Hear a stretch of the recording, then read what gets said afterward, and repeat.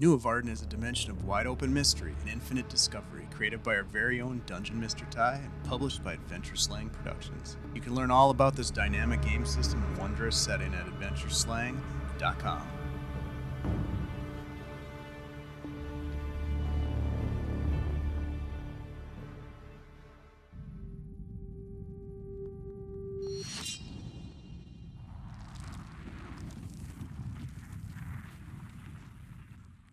Imagine a vast, untamed wilderness, but not merely a wilderness, a garden of such expanse and ever-changing composition that no denizen could hope to fully know it. According to the old Lamplack stories, the garden was vast already, in the time before the emergence. Filled with abundance, the landscape gave freely to the Lamplack people, and they greatly filled that garden with hunters and growers, technologists and builders, laboring under the brilliance of the sky crystal, which never dimmed, but blazed its amber light eternally from its resting place, high above Plak Ilau Pilak, the sacred lake of good life, from which the Lamplack people believe the first life originated. A garden, Varden in the old Lamplack, in a dimension among a multiverse of dimensions. Not a planet, but a place between the layers of other places. The sky crystal is what drew the Starnum, a curious alien people, dimension hoppers forever in search of the wonders of worlds beyond their own. They brought with them the power to manifest all they needed, and this energy made their forays possible, regardless of most of the dangers hidden within infinity. Yet, one danger eluded them. In time, the garden became aware of this power, and unbeknownst to the Starnum, it pulled the manifesting energy from them and distributed it throughout the land. A sudden conflux of energy burst across the dimension. The sky crystal cracked, and a never-before twilight descended over the garden. For the first time, the Lamplack felt fatigue, and along with the Starnum and the other living beasts of the land, they slept. When they woke, the sky crystal blazed again, and neath its light stood a new people never before known in the garden. And another, and another, and another. The paradigm had changed, and a new garden emerged. Nuovarden. This is where our story takes place. More than 100 seasons since that single day when all of life in the dimension changed forever. Players. You find yourselves gathered around a glowing campfire in the heart of a range camp situated in the Reniclau woodlands, a full phase from the massive Lamplack city of Plak. A grimy but kindly Selku named Raunestrov is your camp host. They sit cross-legged in a tattered brown robe, and their wispy cob-white hair floats in unkempt strands around their gaunt, aged face. Raunestrov is blind, but as with all oracles, they have sight into the past, back to the first memory. Their spindly limbs protrude from the hem and sleeves of the robe. Their sightless eyes stare into the fire, and a second set of eyes, just below the first, remain gently closed. Aside from Raunestrov and a few Kakut's attendees, you are the only explorers in the camp. An unusual circumstance these past few phases, but it has given you time to get to know Raunestrov, and they have promised news this darkening, in hopes you find the rumor enticing as you prepare to begin your explorer's journey. Alan, would you please describe your character? Yeah, Dixie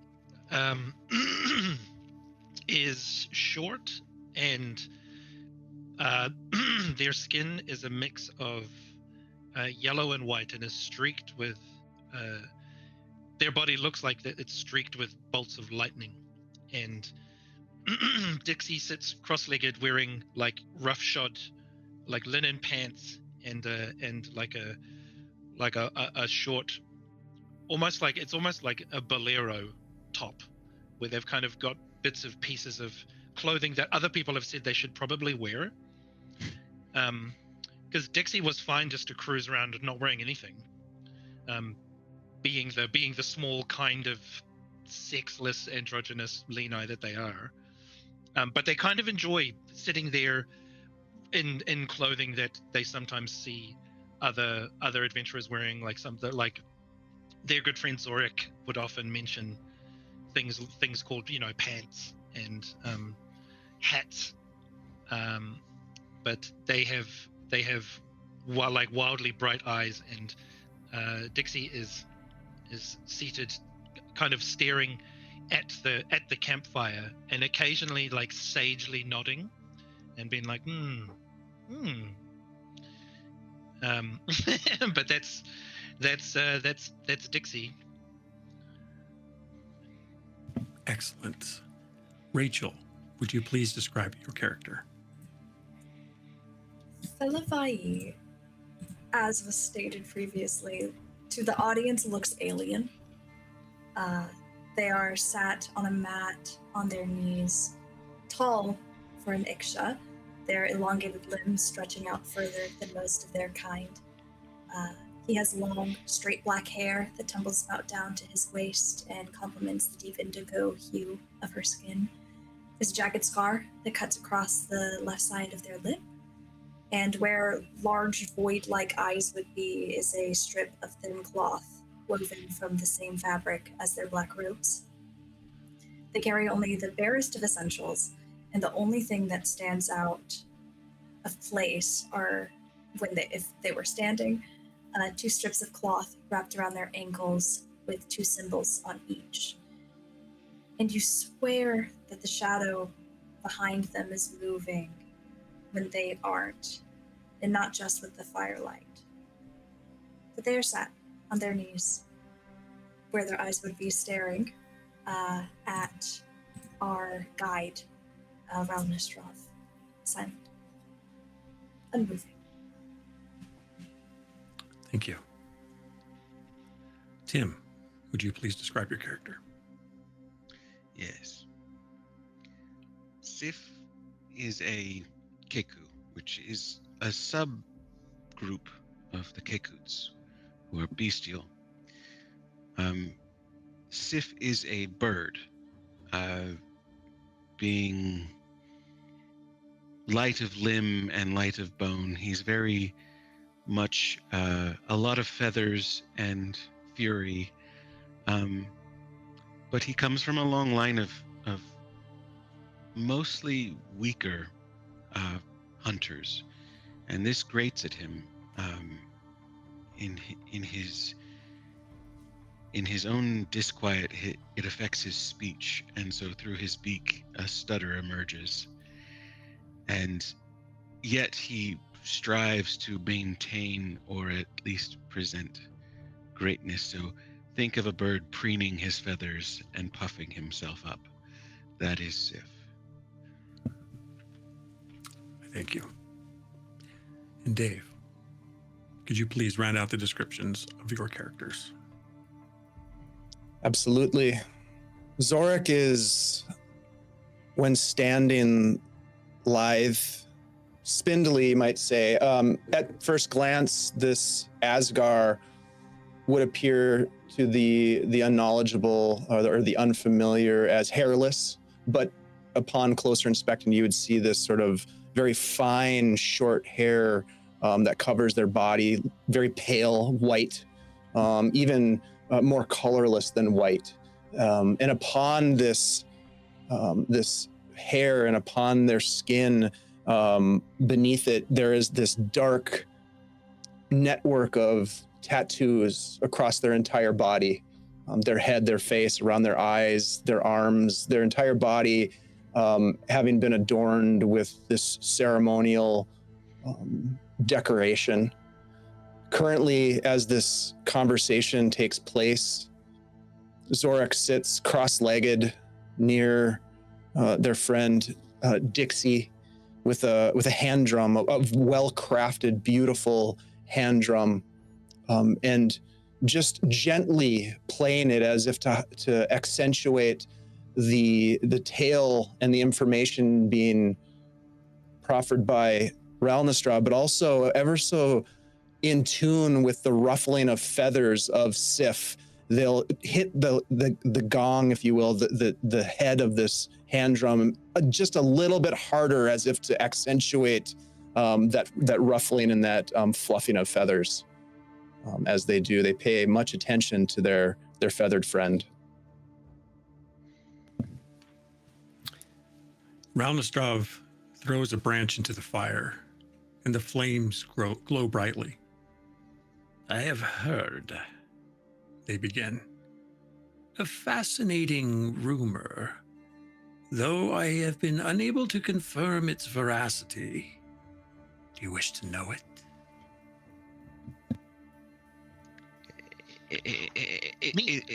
I do. Me. Sorry. Yeah. Is it prey? Is it prey? Is it prey?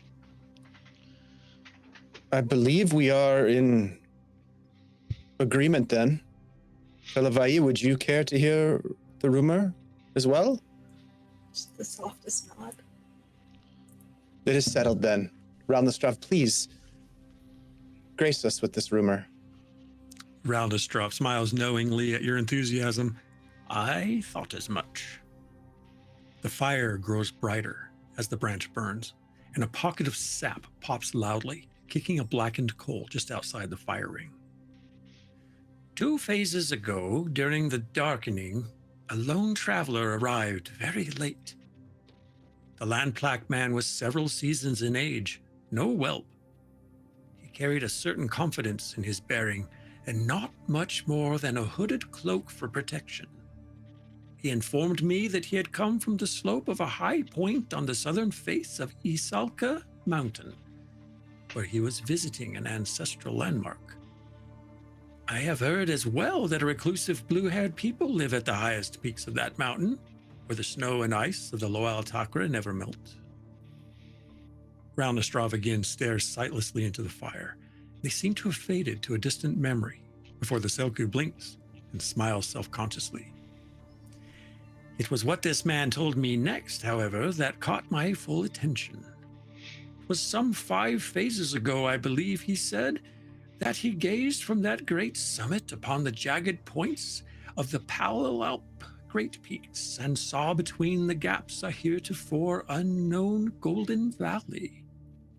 To his eyes it shone like hammered gold, though the details of the landscape were too distant to define. That was not all. The man swears to me that he heard a distant, lowing voice carry across the valley of such timbre that he heard it from 5 phases travel distance. Ralnastrov falls silent. A voice, you say? A voice. Like a beautiful voice, or an ominous voice, or Or a prey voice. Just one voice, or lots and lots of voices? Ralnastrov looks at Sif. What is this prayer you keep mentioning? Prey. You know, prey. Yes, prayer. Prayer. No. When you hunt, Oh, you pray. I see.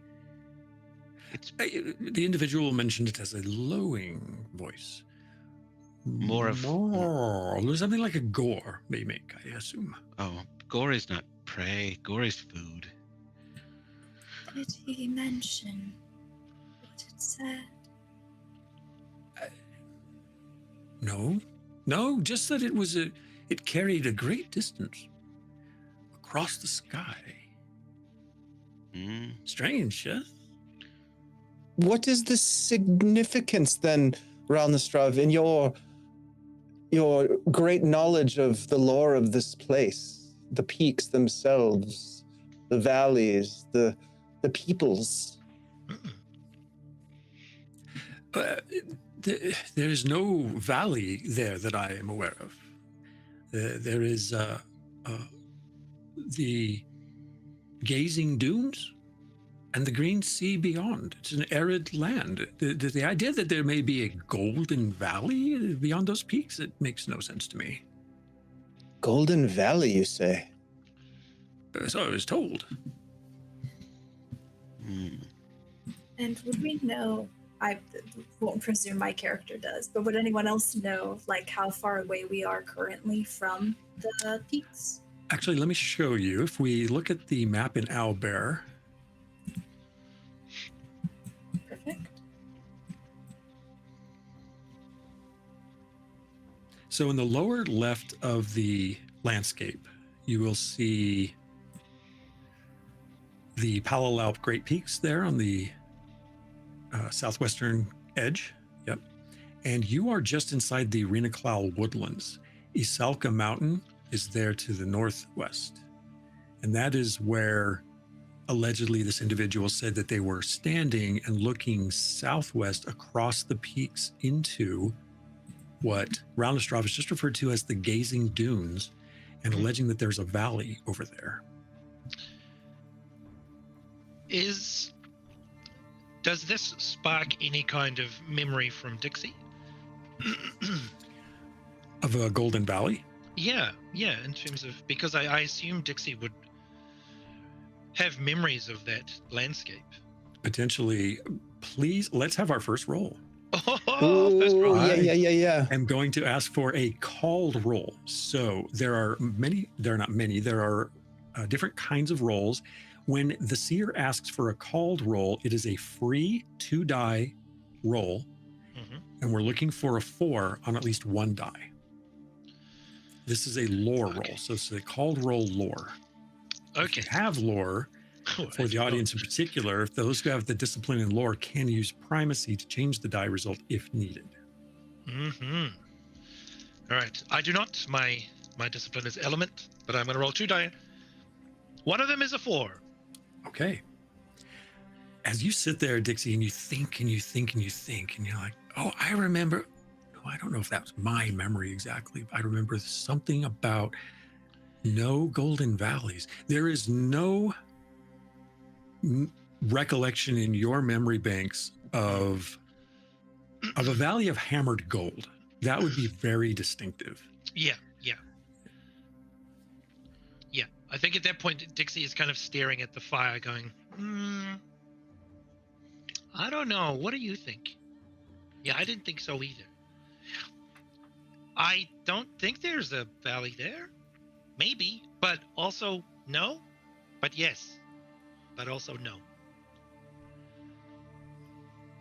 Secondary question for you, Ty. Yes. Would Fellavaai or Zorak even have any Residual knowledge. vision or received any sort of information of this sort? As worded, simply no. There is the way that Roundistrov has described it, again, as a valley of hammered gold, is so unimaginable, really. Now, gold is an ore that exists, and the Asgar, and when I say Asgar is the umbrella culture, and Zorak is an Asgal, which is a subculture within the Asgar culture, would know about gold, undoubtedly, in their jewelry making. But a whole valley of hammered gold in a place that is allegedly not a valley at all, is a desert? No. It sounds completely unlikely. However, it is not completely unlikely that there could be a shifting of the sands of these deserts. I've heard of such things that lie hidden perhaps beneath the surface after years of buffeting by wind and particle, rock, stone. Well, maybe it's Wotan. Lowing think? could be a horn. I have heard their horns. Oh. When do they have time to blow horns? Aren't they busy relentlessly with their construction of their tower? Maybe more whistle than horn, but it is a sound. And hammered gold. So who would hammer but Wotan?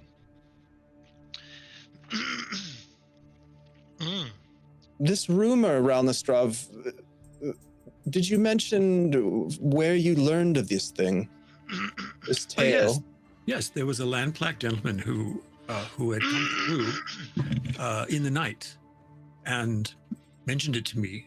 I inquire, Range Camp is a place to collect such information, and was offered. The individual did not stay. Now, I suspect you may be imagining that they are untrustworthy.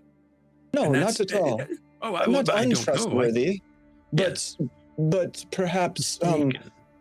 or it's possible that they're completely correct and that there's perhaps more information that they may have. I simply wonder if they could be found, and perhaps this. Well, I'm quite curious. It's piqued my curiosity quite a bit. Peaked, yes. The peaks. Yes. It's a word game. It was a joke. Yeah. You made it. You made it. Was it funny? Was I funny? Maybe. Clever. But I'll take it. Oh, Zorik, what if it's like, maybe this person went up and they saw something that, like, they saw it in their mind, like you do when you have conversations with your ancestor, right? Well, I mean, maybe they saw something that wasn't there but is there. It could be that it is both there and not there at the same time. A vision, you think? Maybe. It seems. But I remember I have some memories of when I was the wind on the desert, and we would often bury things. It was fun. And we'd hide it, and then sometimes we'd reveal it for other people just to confuse them. Was it fun? Yeah. It sounds fun. Yeah, and then Dixie leans down, and that piece of coal that fell out of the fire, they're like this, right? And then they bundle some dirt over it, and they're like, and we would leave it there until someone stood on it. Or if we didn't want them to stand on it, then he'd scrapes the dirt away and be like, "Ooh, look, coal." It seems as though this traveler who spoke of this thought it of enough significance to relay the information. Did they indicate if they plan to return, Ralistrav? No, I assume they ventured forth to Plak would be the logical destination for someone looking for shelter or equipment or assistance. Well, makes sense. It wouldn't be good to have. It wouldn't be good to have a Lampack party coming behind us. We should maybe go. I do love a good party, though, Sif. I mean, Lampacks know how to celebrate as much as any other. That is my fear. Yes. Celebration? Lampack celebration. Oh, in particular, What yes. is there to fear of Lampack celebration? Mostly they turn their bodies into boulders. It's frightening. Yeah. It's weird. Do we feel as though this is something that we should look into? I want to go see it. Fellavaai, are you in agreement? Is this something that you would be interested in pursuing as well? It would be nice to have you along for the journey. Mm-hmm. I felt that the right ones would find me eventually. Seeing as you all were the ones that have come, I am happy to go along. Yes. There we go. I think that's a yes. We have formed perhaps our own party then. Is that the case? Yeah, I think so. Balnastrav? What? I believe we will take on this quest. Wonderful. You're the only ones here. You may as well. I suppose there's no one else here. What? There's lots of us here. No. Others. Yeah. Like Dixie like gestures to the fire. It's like, don't forget this guy. Yeah, Picks up the piece of coal. Like, you know what? You're coming with me. that's true. Yeah, Dixie leans down to like the fire very conspiratorially, in full view of everyone, and just says, "We're going on an adventure." Raunestrav smiles. I hear the small ones speaking to themselves, and it makes me smile. They were talking to the fire. Ah, Which is but like, yeah, It's you know, just- I am it's the fire. cousin. The fire is me. Yeah. so that is yours to do with what you wish. I don't know that I have any more information for you. As range camp overseer, it's simply my obligation to provide information as I receive it. If your explorer party wishes to observe the rumor further, you are more than welcome to do so. Of course, you may stay here as well and find if another rumor appeals to you greater, but it's oddly quiet. I think we should go at first lighting. I agree with that. Raunestrav, if you wouldn't mind, I would like to gift you with a song in return for this knowledge. Please, I would very much enjoy that. Zorak will begin sort of this low beat on the hand drum, and it's a little erratic at first, but it starts to come into this beautiful rhythm. And at the same time as the rhythm takes place, just this very beautiful song that they sing, a song of their people, of their tribe, a song of preparation for adventure and gratitude to all of the creation of this beautiful garden. And I would like to, if I can, manifest extremely positive vibes.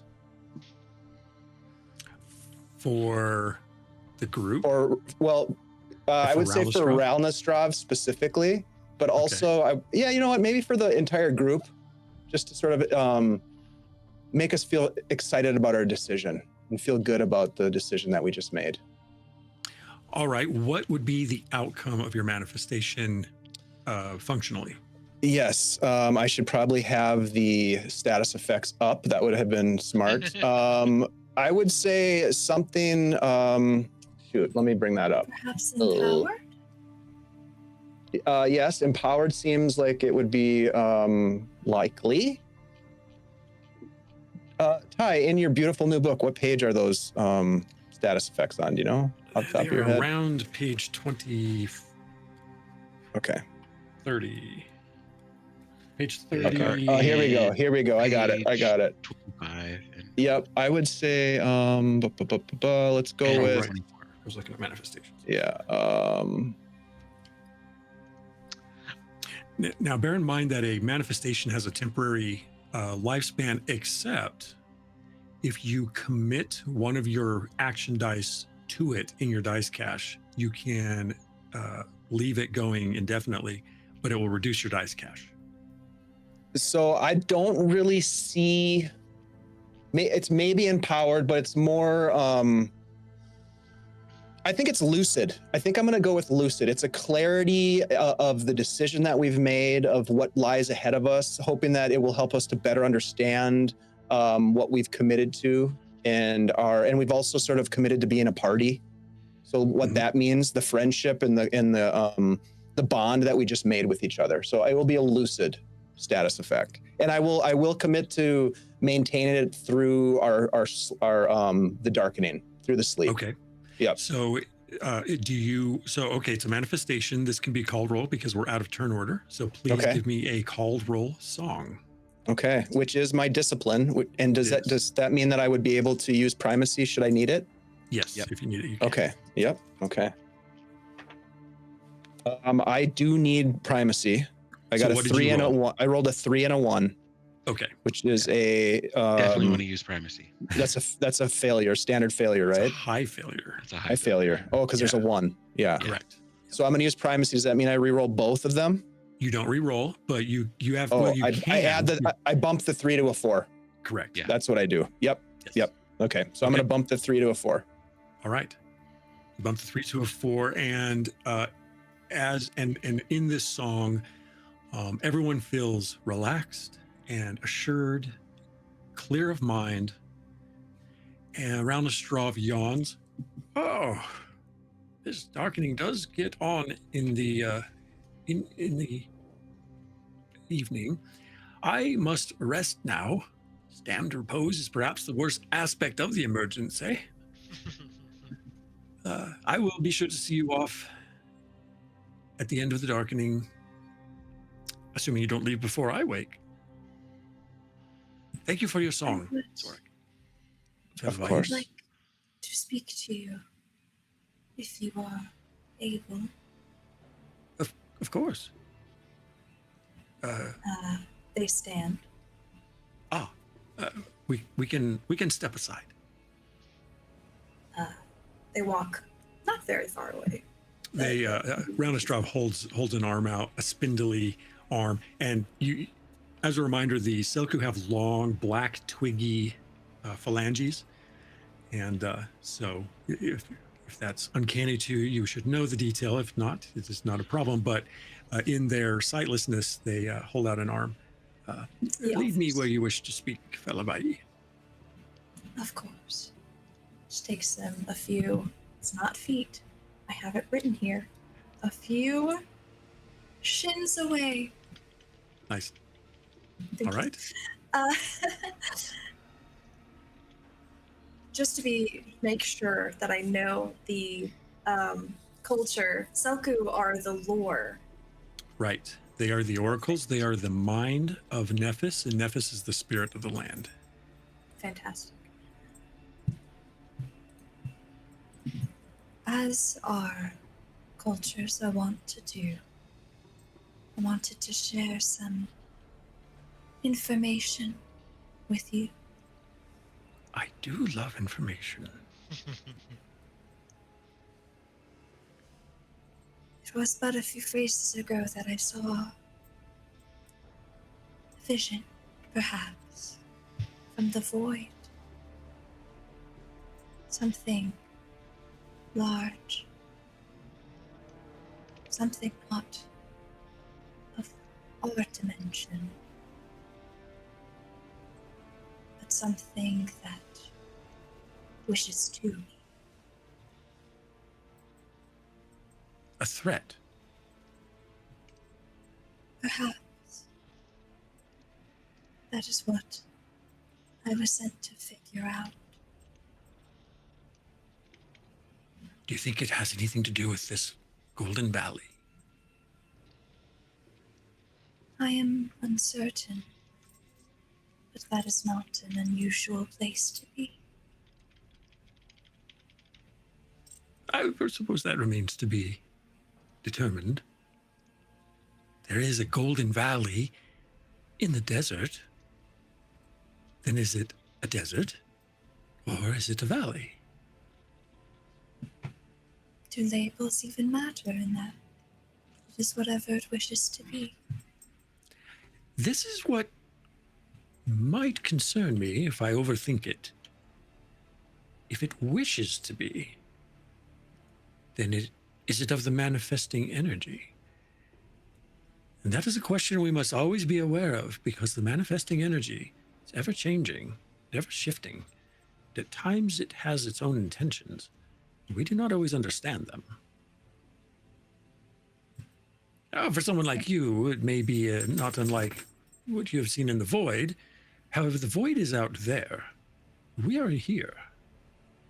There's something you are well aware of at this point in your journey, young Ixi. Young might be a bit of a statement, but yes, Everyone is young in my esteem. with a mind that goes all the way to the beginning, I am sure. To the first memory. Regardless, That is what I wish to share. What you do with this is yours. I do thank you. This information is indeed valuable, and I highly value the mysterious information that your people are privy to. I will hold that information very close to my heart and in my mind. Again, I thank you. I thank you as well. Where My is it pleasure. you would like to go? And I will guide them to where they're To my going repose. Thank you to my be. tent. Yes, I do thank you. And to make my way back. All right. So as it is just about 1,000 breaths into the darkening, maybe 2,000 breaths, the darkening lasts for 10,000 breaths or 10 hours. You do need to rest during that, sleep during that time. The sky is a twilight, a plum twilight. It is not black. There are no stars. There's no moon. This is just the natural sky in Nuovarden. Is there anything you wish to discuss or do before you sleep? Yes. I think as we're sitting and settling next to the fire, there were many words that were used during the conversation. What is funny? It is a emotion, an instinctual representation of a joy. Yeah. It's what makes you laugh. Laugh. Yeah, you know, laughing. Yeah. Is that what you do, little one? A lot. Yeah. Dixie laughs a lot. Yeah. Yeah. So many things are enjoyable. Do you not know this? Laughter? Fellavaai? Perhaps. Perhaps there are different words to describe it. Yes. I imagine I'm there are. simply curious. There's much that I do not understand about you. I mean, the feeling is quite mutual in a very, very positive manner, of course. Much to learn of each other, and we will have much time to learn these things. It makes me joyous of what lies ahead. That is good. Mm-hmm. Do you always have that expression upon your face, Fellavaai, or do you know something of this? I couldn't help but gaze upon you during Ralnastrov's reveal, and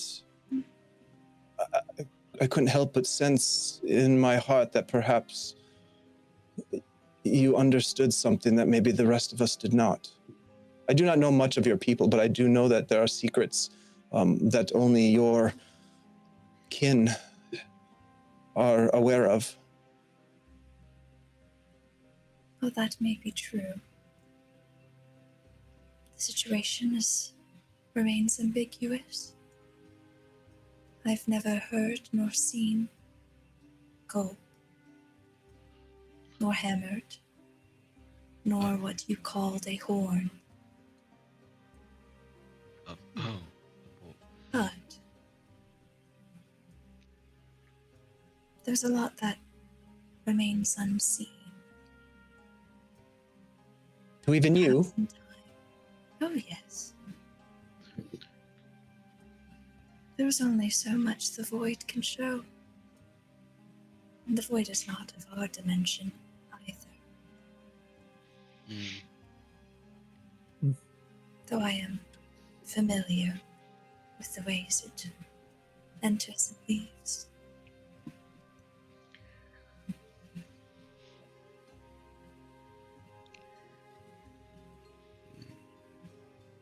I will tell you what I told Ralnastrov. Ah. There is something that wants in to Nuovarden. I am Is it unsure prey? of the intention.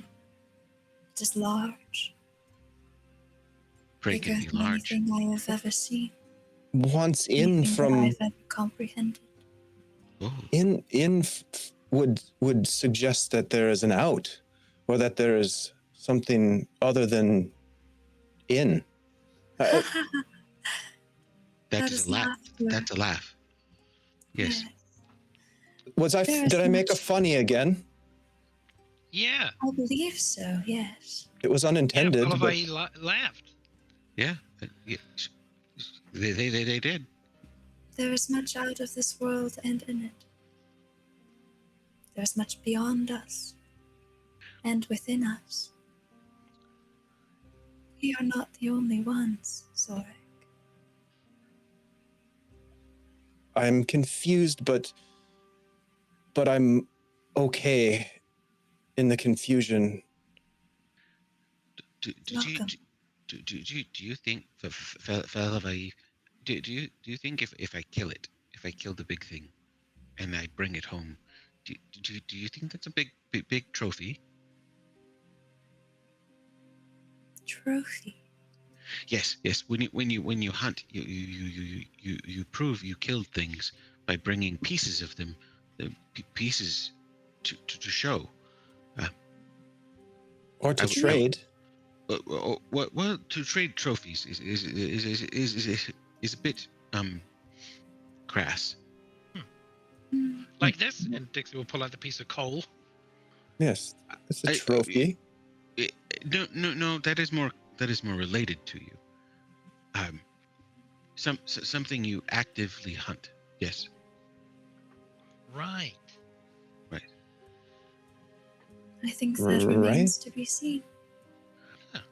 Okay, so that you so that you don't know. Oh, okay. That's all right. We don't always know. Do you believe this thing that wants to be here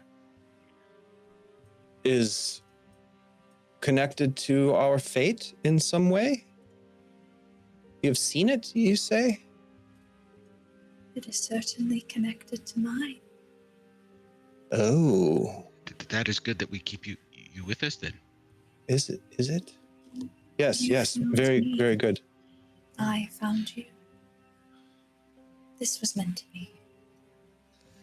My voice gets tired. You will talk much more than my people. Yeah. Fair. Well, Ty, quick question. Yes. In terms of the Lenai being a physical manifestation of the elemental parts of this world, do Fellavaai's statements about the void and stuff, is that something that the Lenai are aware of? Like, are Lenai aware that they are part of the world and that the world is separate from this other thing? Not as a practicing culture at its core. At its core, the Lenai are all a bunch of like kids hopped up on sugar about this, the ground under their feet and the wind in the sky. They're very, and the stuff very like, present, very Yes. Mm. The idea that there's something beyond this dimension is almost irrelevant at a core level. Now, the Lenai explorer that picks up the mystery discipline would have a different perspective. Yeah. But fundamentally, couldn't care less. Yeah, sweet. Right. Whereas Keku, I want to kill it. Whatever it is.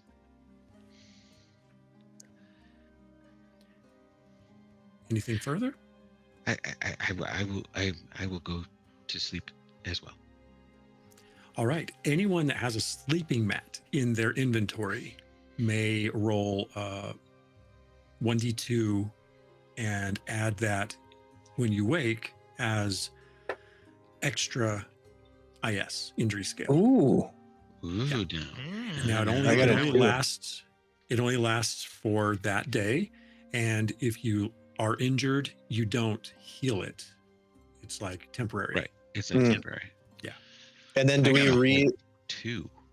I did too. Do we also regain any spent primacy? Yes. Any, Okay. yeah, after your rest, your primacy and your injuries heal and recover. Yeah.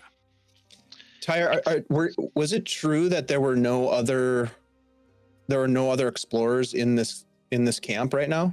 It's just us. Yeah. There were you as explorers, there was Raunestrav as the overseer, and there were a few Kakuts attendees. Sort of a mix of security and upkeep. Yeah, that I kept well away from. Okay. Yeah, the I think there were a couple of times where Dixie went up to those Kekuts and was like, "Hey, do you know my friend Sif?" And Sif's just like, like really trying to like talk up and hype Sif, completely oblivious to the fact that Sif doesn't want to be right. involved. But I think Dixie was like, "Yeah," and then this one time Sif was like flying and did the thing, and wow. The Kakuts. Now the Kakuts are there are 3 of them, and there's a canine, 2 canine. They're all canine. Kind of. at least they're not cats. Featured. Exactly. I was They're just not about feline. to say that. Yeah. Yeah. Cats love to play with birds. They do really appreciate your stories. They're very accommodating to Dixie during those times, and whatever they think about Sif is not expressed neither favorably nor They wouldn't let you know. Ty, one thing I was gonna ask is, I think knowing Raunestrav, their role in the camp, and the fact that they have this access to information from explorers, I think, and also being a Selku, right? I think that at some point, probably before this opening scene with Raunestrav, that Zorik would have maybe inquired to see if Raunestrav knew the name Beosuri, which is the name of Zorik's great-grandfather. So when you ask that question, you have this conversation where Raunestrav says, is this a barter question? Is this something you wish to know more of? Indeed, I do wish to know more of. This is a cherished relative of mine, many generations past. Ah. What do you have to trade? Well, I have a healing tincture that I would be willing to trade to you. No. Excuse me, Sif. This is a negotiation between me and a buyer. Yes. But Sif, 1 second. Let me consult with my friend Sif. What is it, Sif? Just wait a minute. And he will pull out of his pack a spore flower and hand it over as trade. To take this. I will take it from you, and then I'll say, I have a spore flower now. Yeah. Raunestrav reaches their long, twiggy fingers over, and they feel it. Make a call roll lore for me, please. Okay. Ooh. 3-1. Raunestrav holds it and says, do you have 2? Yes. Pulls another one out and hands it to you. Very well. I'll pay you back. I promise. It's all right. Raunestrav secrets away the spore flowers and says, what do you wish to know of your ancestor? Anything specific? Well, my great-grandfather, Beosuri, as I mentioned, was around at the emergence and disappeared. Now, I was told that they were exploring in the meadows of some distant place in search of fine inks. If you've heard of my great-grandfather, he was a great Asgal ink master, one who shared knowledge Yes. with the Selku Yes. of the tattoo. Arts, yes. Yes, this is all true. It seems you know. What is it you do not know? Where are these meadows? Which direction have they gone? And why might they be visiting me in strange visions? And he kind of looks over at Sif as if he's slightly, like he's just kind of revealed something that maybe he keeps close to him. Who is visiting you, Zorik? Beus Suri, my great-grandfather. But I cannot decipher the message that they intend for me to receive. And you think your great-grandfather is still alive after all? I can assure you they are not. I figured as much. I'm sorry. I figured as much. It's strange. My mother, Nafia, died not long ago. And it was shortly thereafter that these visions of my great-grandfather commenced. It seems there is an energy in your family that's trying to break through. Yes. I believe the meadows were in the base, or at the base of the Thirsting Reach, which is northwest of Plakilau Lake. Some distance from here, of course. Yes, I cool. don't know if that's helpful, but No, it that is where I would- greatly helpful. very well. Thank you. I will add, your grandfather is well known to my people for what he bestowed upon us on the second era of the emergence.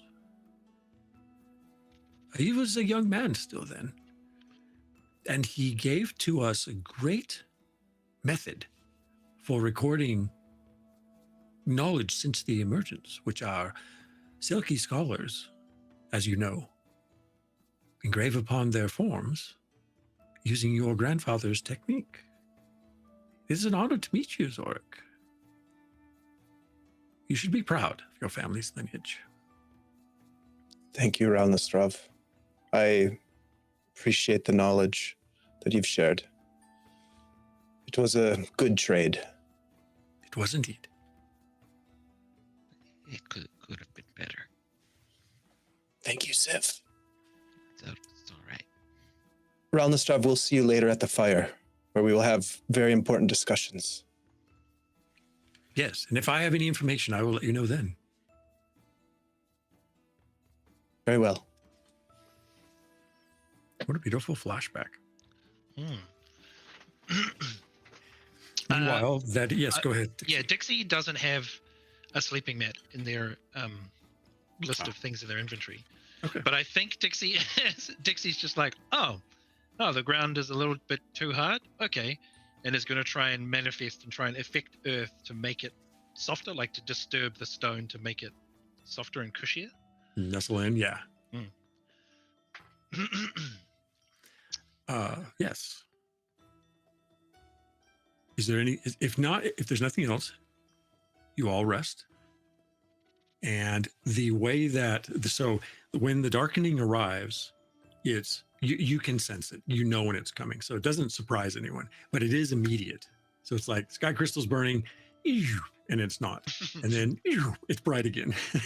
And that happens every 10,000 breaths to start the new phase. And it is the new phase. As the sky crystal comes to brightness, if you wish to wake up a little bit early while it's still twilight, you can do that if there's anything to do, but your new day begins. And Round and Straw has prepared the camp meal for your departure. There is raw and stewed vegetation for the vegetarian / Aleni.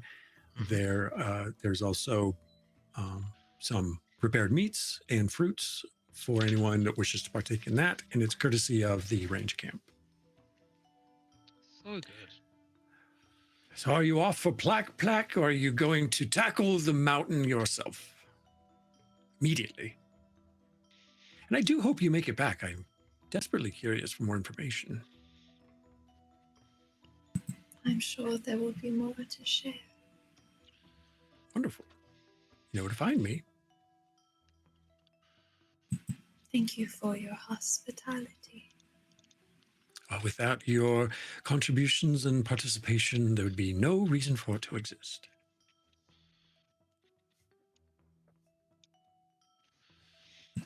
Fellavaai reaches for the fruits and indulges themselves. Ditto.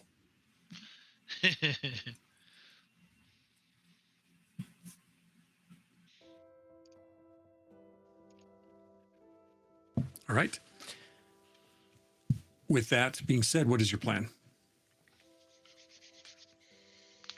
We should we should head northwest to the mountain. Yeah. See if we can see what they saw, right? Yeah, yes. Ah, great. This is so exciting. I've never been to a mountain before. Ah, they're so great, Fellavaai. You're gonna love it. They're very tall. Yeah. I wonder if they're as tall as what I saw.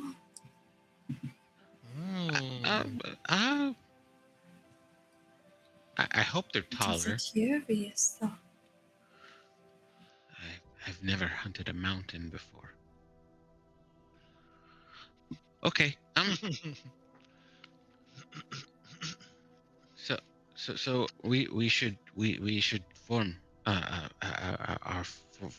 travel for formation. What do you mean, Sif? Formation? Well, there are still dangers out here.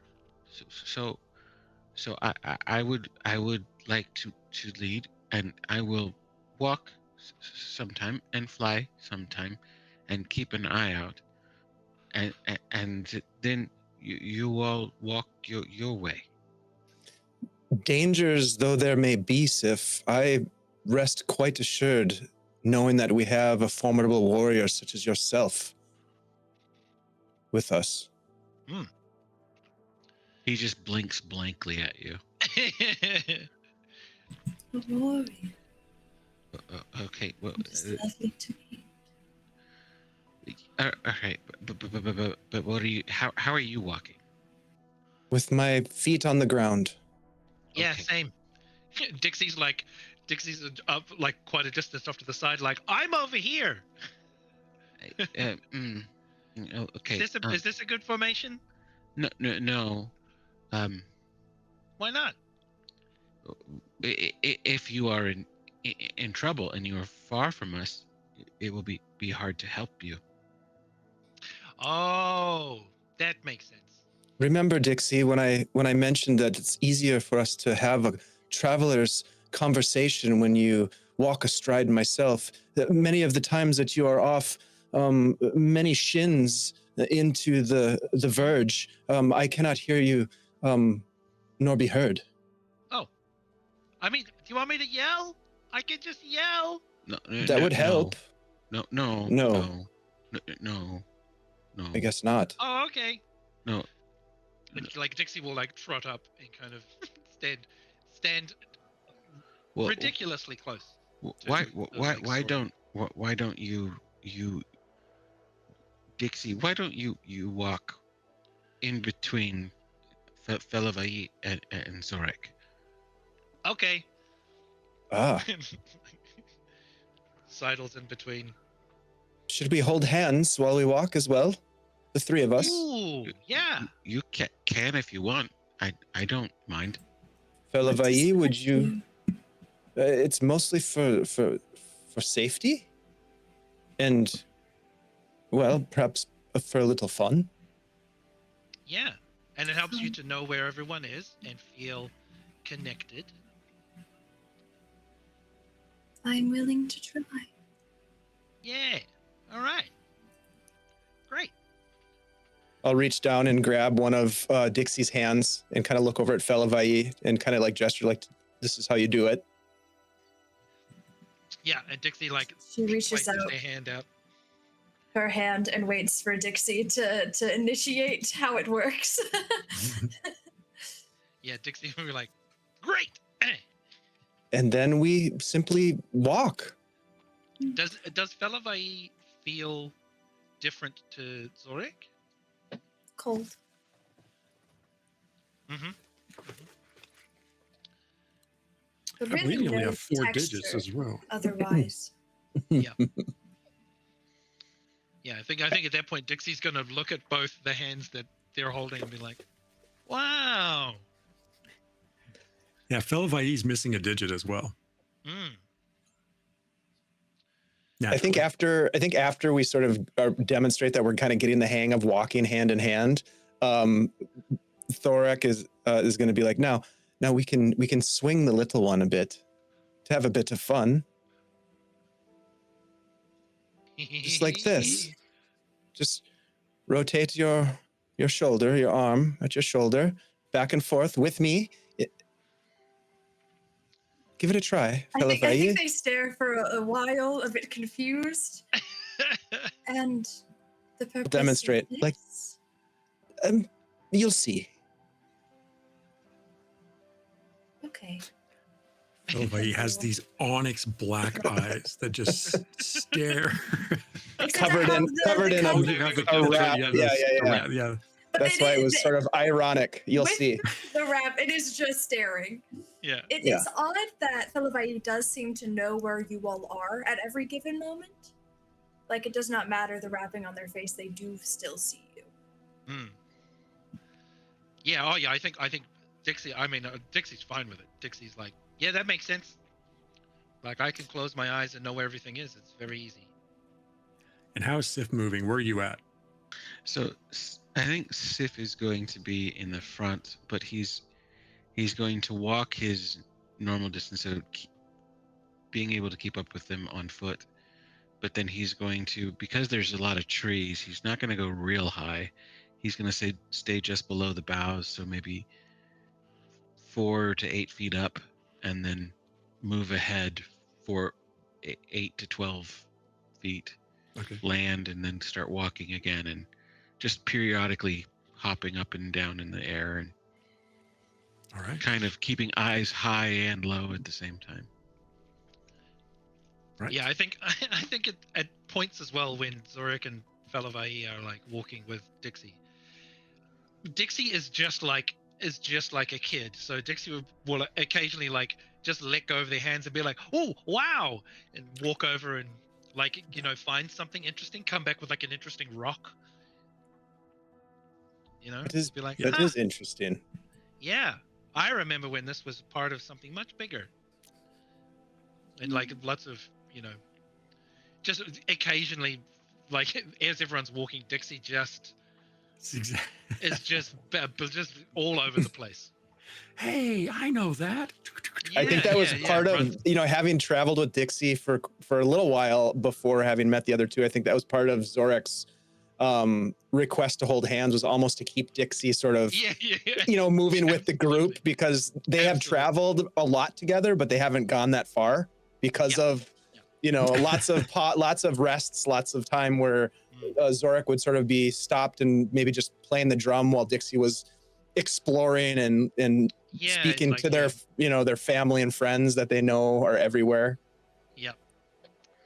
So I have 2 points of business here, and then we will take a break. One, beautiful interaction at the campfire, and to start your day, I want to award everyone a key point. A key point is it's like primacy, but there are roles where you are not allowed to use primacy that you can use a key point on. So any role that you can make, you are allowed to use a key point in place of primacy or where you're not allowed to use primacy to change your die roll. Oh, I like that a lot. So congratulations to Very you. cool. Any one player can earn it for the group. You may carry up to 2 unspent. Nice. The second thing I want you to think about by the time we come back is, how do you know where you're going? And we'll take a break. Okay. Mhm. Very important question. I think Awesome. Sif is going to be an important answer to that. I think I Ye- already have the answer. Yeah. Fantastic. Yeah. All right. Well, we'll take a couple minute break. Thank you, everyone, for hanging out with us in the chat. We really, really appreciate you all. And before we bounce, I'm going to make sure that I drop this link in the chat again. Jeremy from the Wanderers Haven has set up a Tiltify to help to raise money for mental health awareness. So there's the link. Please check it out if you have an opportunity and the means to provide some help to that organization. Please do. We will be back in just a couple minutes, everybody. Thank you so much.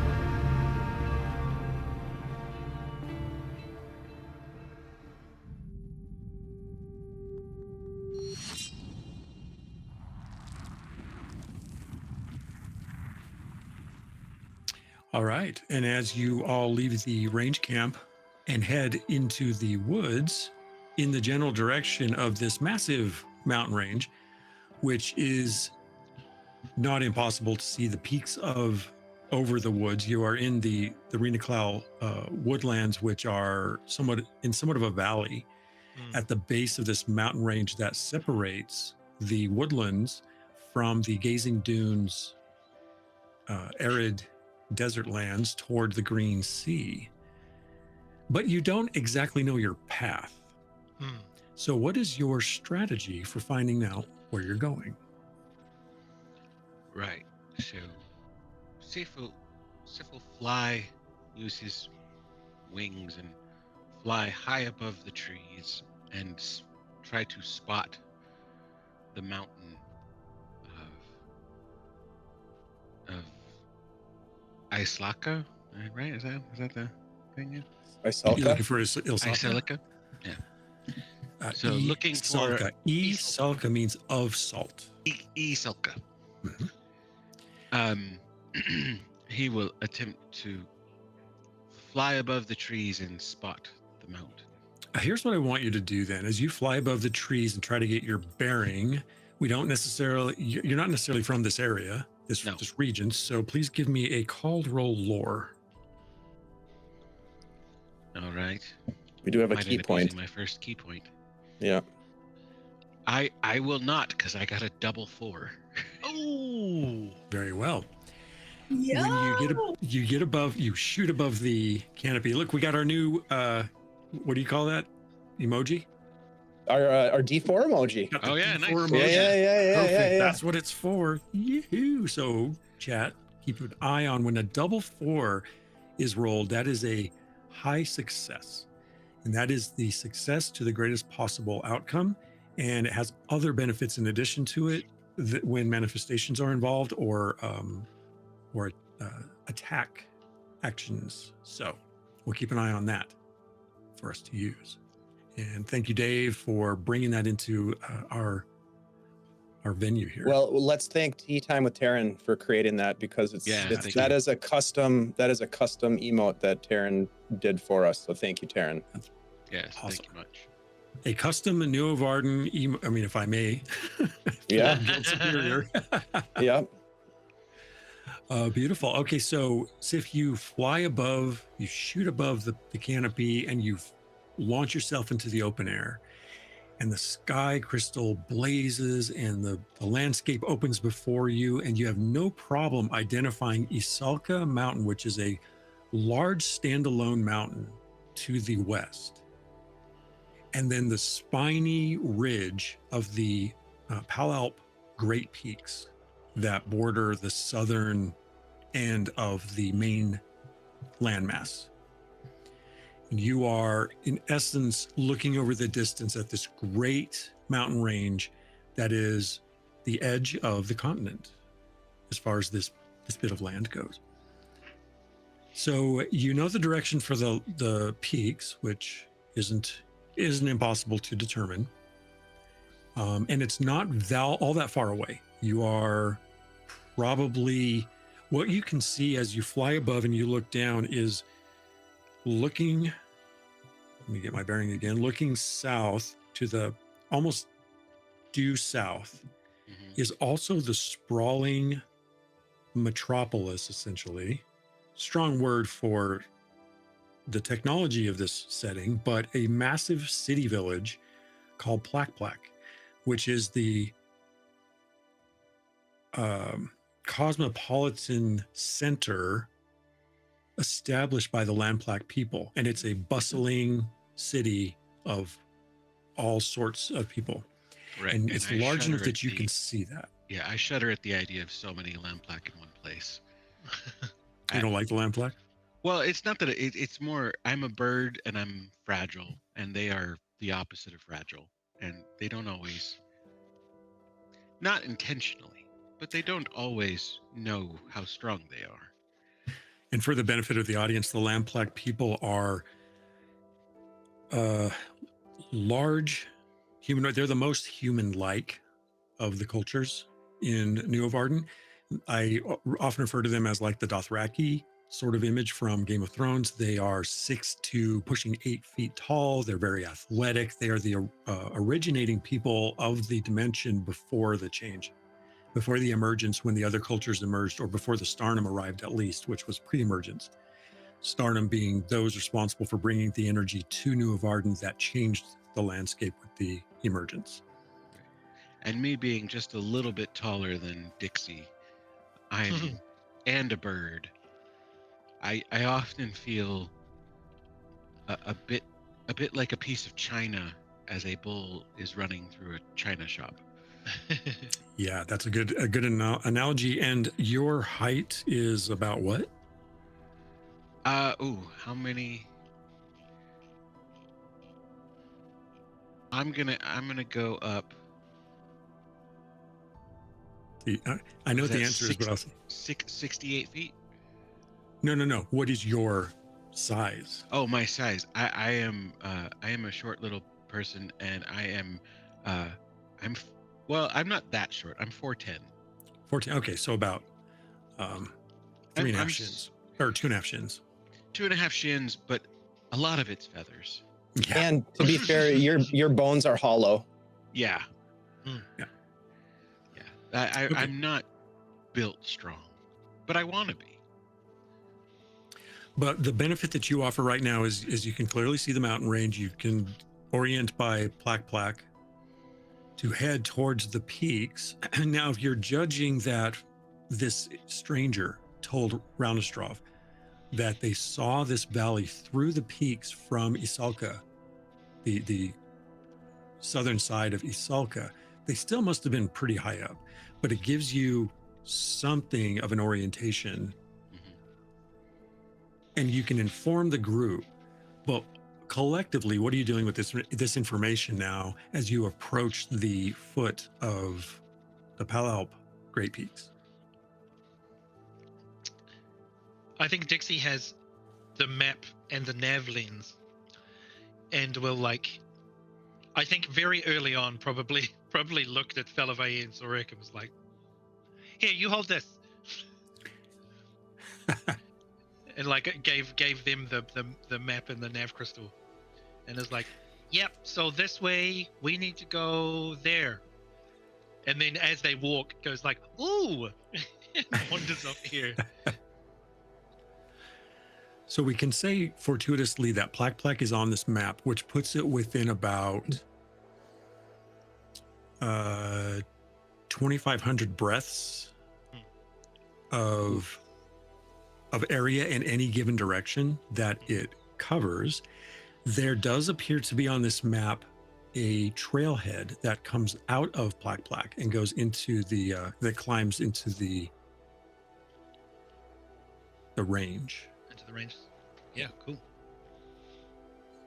A So trail heading is that good. direction. Yeah. Yeah, it'd be easier to travel through. Perhaps Takes you- safer too, as more people travel along there. Yeah. As long as we head for the mountain, I think we're fine. Mm-hmm. All right. So you orient yourself towards the mountain, the foot of the mountain, and the closer you get and the peaks begin to rise in your vision before you as the woods thin towards the edge of the foot of the mountain. Plak Plak is just south, maybe at this point, say 250 breaths, quarter mile. No, not a quarter mile. You can cover, in the woods, you can cover about 3 miles in 1,000 breaths. So just a few hundred breaths to the south is Plak Plak. Somewhere between the city and this stretch of the foot of the peaks is a trail. And with your map and your nav lens, who's using that? I guess Fellavaai has it, look like? Fellavaai has the map. And every now and then, Dixie will come back with the nav lens and be like, hang on. So, Okay, perfect. With the map and nav lens combination, you don't actually need to make a roll for orientation. You Nice. find your way to the trailhead, which is within, like, the closer you get to the trailhead, the more people you start crossing paths with people. There are people leading, maybe somebody's got a gore, and this gore is about a 9-foot tall bovine that has, I'll show you, is a very common creature, both wild and domesticated. cool. Mm-hmm. The first one you see is being ridden by someone that has it also pulling a wagon that's got rough stone in it. And there's a braided cord of colorful rope that hangs from up high where the rider sits down toward about the shoulder of the gore. And that's how people get up and down when they ride the creature. And it's a land plaque rider who is carrying this stone in this wagon. There's a group of Asgal, Zorik, you don't know them, that are apparently traveling ahead toward Plak Plak as well. And the closer you get to the city, you see that there are 2 to 3 story tall buildings of wood structure that face out from the center of the city that form the wall to the city. And then people are following a well-worn road into the main gate. And then the city backs up against the stone shelf or stone wall of the mountain, the range, if you will, but that part of the mountain. And then there's also a well-worn path that you see works its way up into climb the mountainside. Ty, I think if we cross paths with any travelers, which it sounds like we probably do, I believe that Zorik would engage in conversation, brief conversation, and specifically trying to ascertain what lies ahead in the mountains, what might we expect to encounter, if there are any dangers that we should be aware of. All right. All right, I'm going to go to my rule book, to my random table section in the seer section. I'm going to randomly generate an NPC for you. Very cool. So I rolled a total of 9. That's so cool. All right.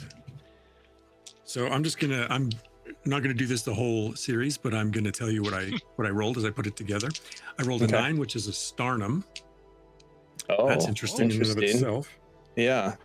And then Oh wow.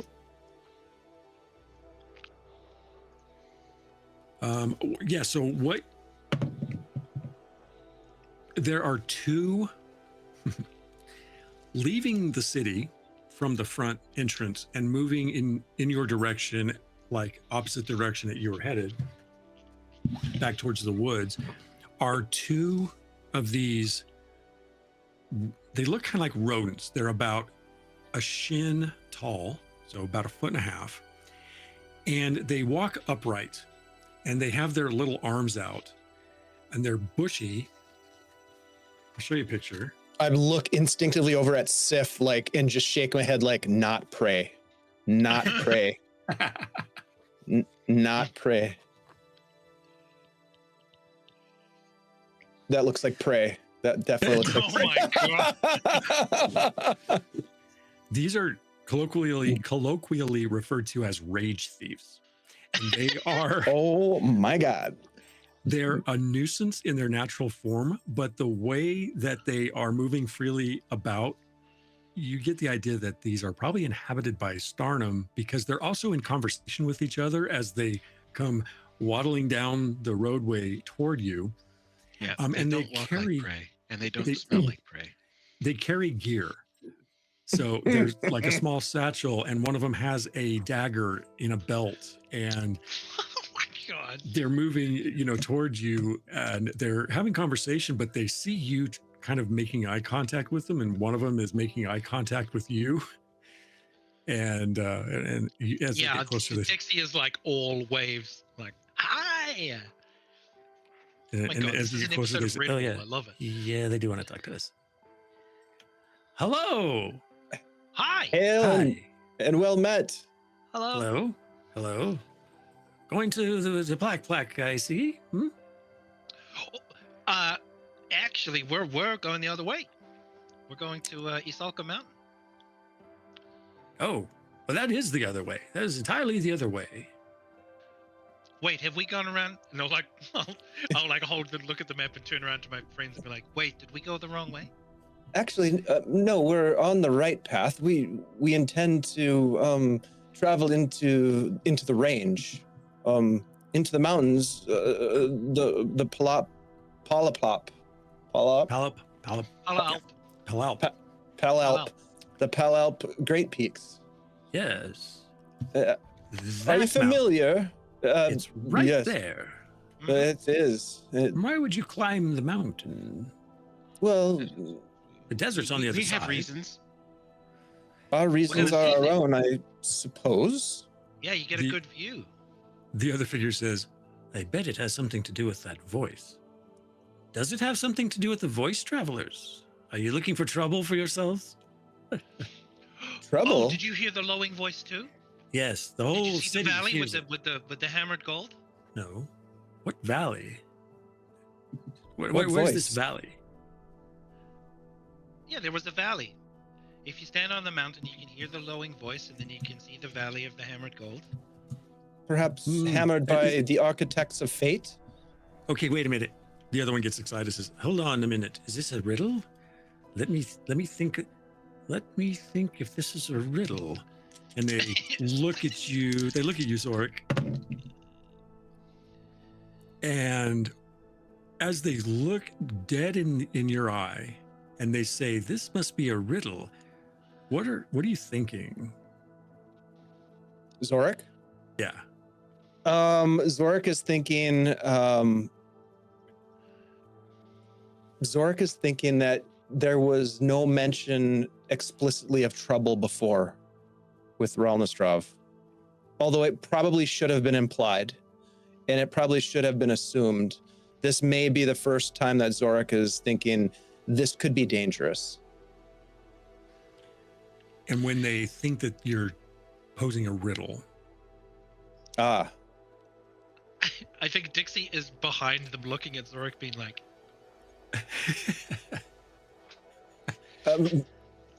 Yes, the voice does pose a bit of a strange riddle indeed. What did you hear?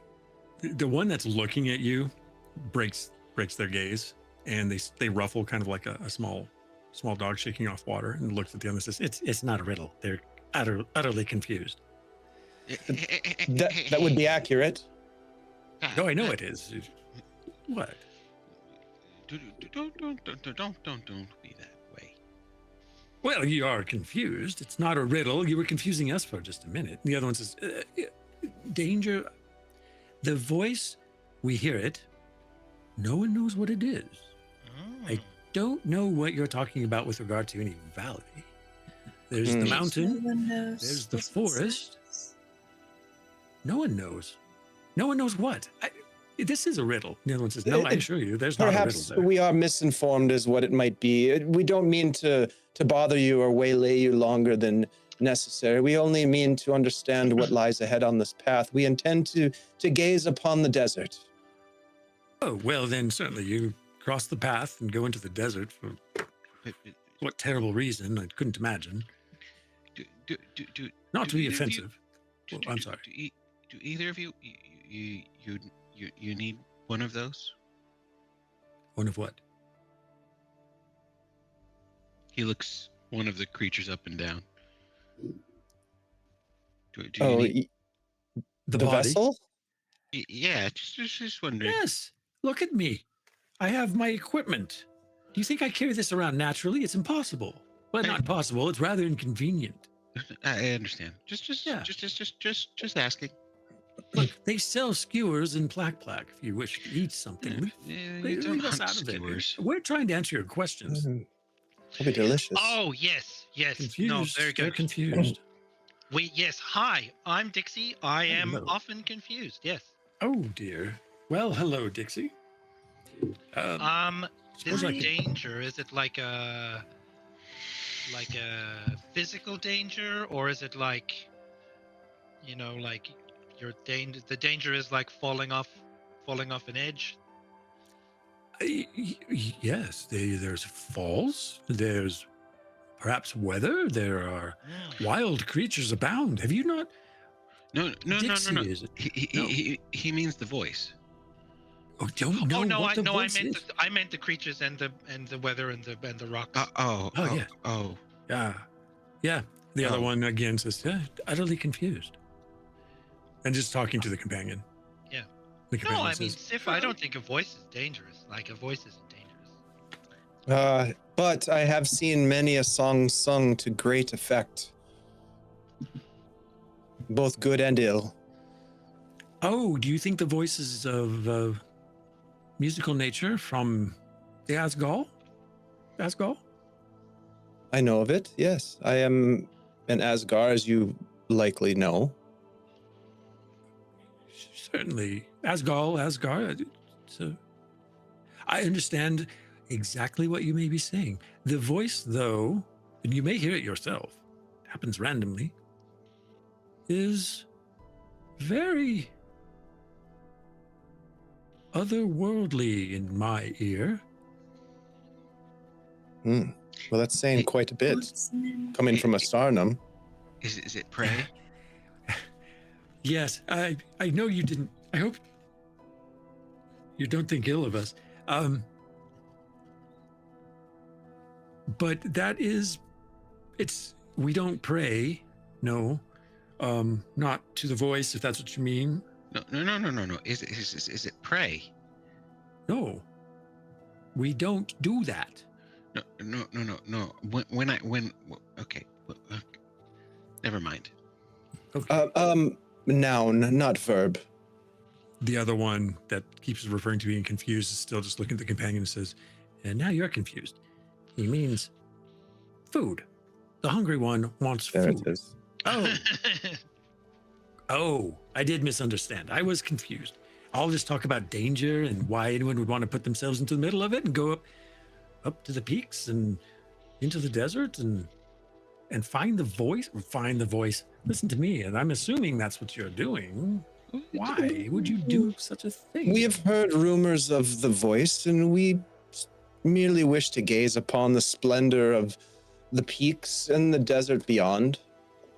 And maybe hunt it. Yeah. Hunt Well, the good luck. voice. Yes. Once you hear the voice, you may change your mind. Perhaps. Oh. Does it Fellavaai. say stuff? Sorry. No. Sorry, you go, Fellavaai. What were you gonna say?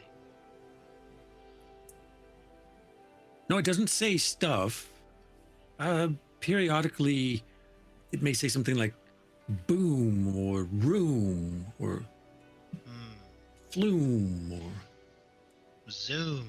zoom, or it just goes blah, but not like that. It sounds Dixie very immediately strange. wanders off finding rhymes. Dune, room, tune, loom. Just wanders off like. We have everything that we would need. Thank you for your time. Very well. Be well and safe. You too. Thank you. Is there a range camp this direction? indeed. Yes. Oh, very well. That's where we're He's heading. Very kind Selker. Oh, And good. drown the straw. Are they cantankerous at all? Cantankerous. Do they have anger issues? No. Impatience? Good. But they won't No, but mind the cookies. they are a shrewd trader. Necessary to bargain well. survive. Yes. Very well. Good. Good. I'm sure we've got something. And the other one says,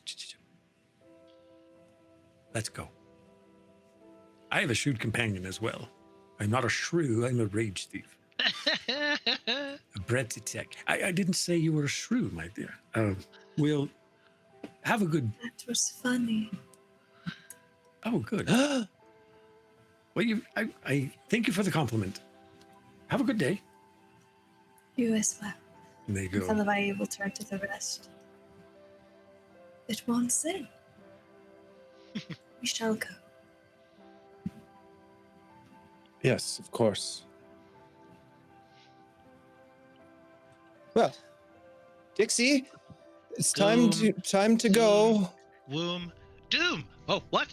Oh, okay. No. Doom? No. I'm sure. Certainly not That Doom. does rhyme. Joom. Doom. Yes. Joom. Broom. Broom. Broom. This is a fun game. I wonder what it's saying. Hey, and Dixie will turn to Zorik. If it's a song, maybe Huh? it's a song. Maybe it's a song from your grandfather. Maybe he wants you to go there so you can hear the song. Do you think so? Oh, he means the voice. Yeah, maybe it's a song. Maybe it's maybe it's one of your songs. It's possible. I hadn't considered that. But I guess we'll find out. Yeah, This is and wonderful. You know what's great? A lot of the time, if you're on a mountain, it's quite windy. Like the winds can get quite large, and Oh, I mean, that's the perfect time for me to listen to like what my ancestors have to say. Like that's the voices from the old ones. So maybe it's something like that. there may I be can't wait. answers for all maybe of you'll us hear there. it too. Oh, this is gonna be so great. I can't wait. Oh, it's gonna be so much fun. Well then, looking up at the mountain. Yes. I know. Isn't he great? Beautiful. He's so impressive. He's been there a long time. How old? Longer than the emergence, I imagine. Yeah. But he keeps watch over everything. 1,000 seasons, you reckon? Maybe more. More than 1,000? Yeah. Can you communicate to him? I mean, I can talk to him, sure. Maybe the mountain can tell you what this voice, where the voice is coming from. Maybe. You are curious. Yeah, I am. I found that out. About everything. Yeah, I love it. I'm learning so many things and figuring things out. Also, I talk to the mountain. He doesn't so much talk to me. It's more like I remember things, and I remember some things that happened. And sometimes I'm like, yeah, I remember that, but then I'm like, wait, was that me or was that someone else? But storms, like the big winds, that's you can hear a lot of stuff and you figure things out. Curiosity is a wonderful trait in many Ixchi communities. You Yeah. simply talk too much. Yeah, I get that a lot too. I think you talk just the right amount, Dixie. Hey, thanks. I appreciate that. Also, I am aware that sometimes talking is not necessary. Sometimes you have to listen. Also, Dixie. So sometimes talking is dangerous. What, really? If there is something hunting us, and you talk, it will know where you are, and then it will be able to attack you. Wait. I think you Something's guys hunting see us? Fellavaai's shadow kind of lurch a bit. as Oh, hearing that. did you see that? Yeah. See what? Dixie gets real conspiratorial, like, we're being hunted. I don't mean That to has be had its rude. desired effect. Yes. I don't mean to be rude, Fellavaai, but your shadow seems to move on its own accord without you prompting it to do so. He looks down. Is it? known to you? It looks very much like a cat. Cat. I do not believe I have the shadow of a cat. It moved. Yes. I believe it did. Didn't it? Go ahead, Dixie. Did we want to go to Plak before we went to the thing? No. Why would we? Oh, just wondering. There are people that I know there. We could gather more knowledge. That would be one reason why we might visit the settlement.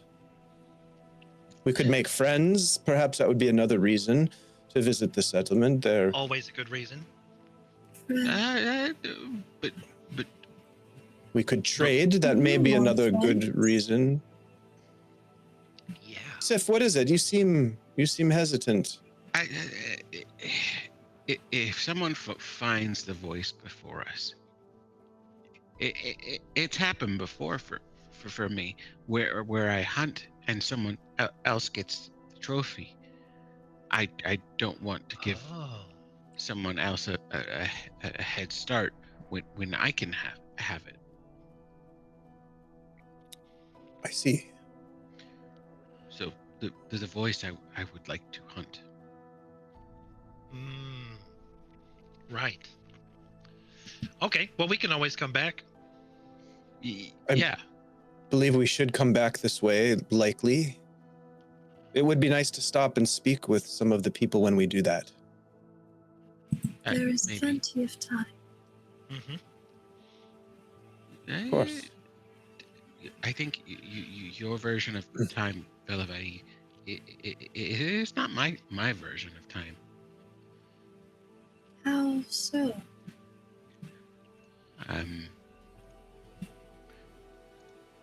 In a hunt, you must stalk your prey, and well, dive when you need to dive. it is all about time, and doing it in the right time, and it is never enough time.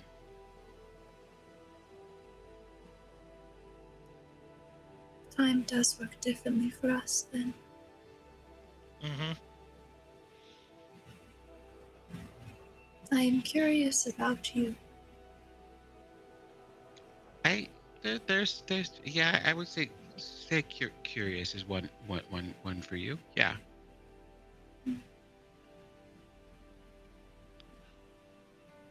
And I think she'll turn and start just walking towards the mountain. I'm gonna like shake my feathers real quick. Just kind of like, okay. The path What- through the mountains begins just outside Plack Plack. And at first glance, you can see already that it rises steeply from the valley floor before disappearing some distance above and behind the natural features of the mountainside. Did you have a question? No, I don't Okay. think so. You begin climbing up the side of the mountain, following the trail, which is a bit of a challenge.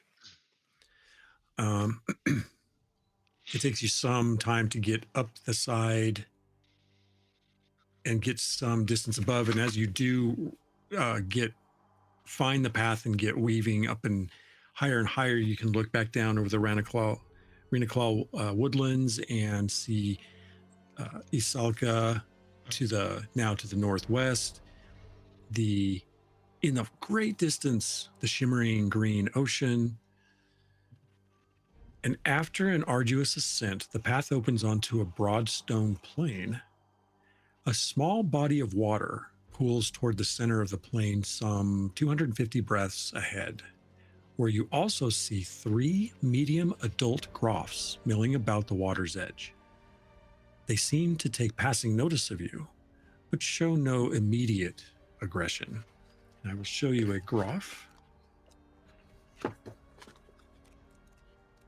This is a bit in Zorik's lore. This creature. Mm-hmm. Mm-hmm. These are medium groffs. There are three sizes. The medium breed is about 8 feet long, or if it stands up on its hindquarters, would reach probably about 6 feet tall. But they're milling about this pool of water, and they don't seem, at this distance at least, particularly agitated by you. It would be best for us not to disturb these creatures. They appear docile, but they are anything but docile. Dixie appears with their clothes full of like leaves and branches, as if they've tried to make kind of camouflage, and they walk out like, "Wait, are they hunting us?" Not yet. Okay. Dixie's like, secret mode. The bush begins to skitter across what is really a very open area Yeah. of like granite. Yeah. As you gradually move forward, the groff move away and venture back up across this stone shelf toward the woods and the sparse woods, and leaving this watering hole essentially as you approach it. And other than that, the trail does continue some distance on the other side of it.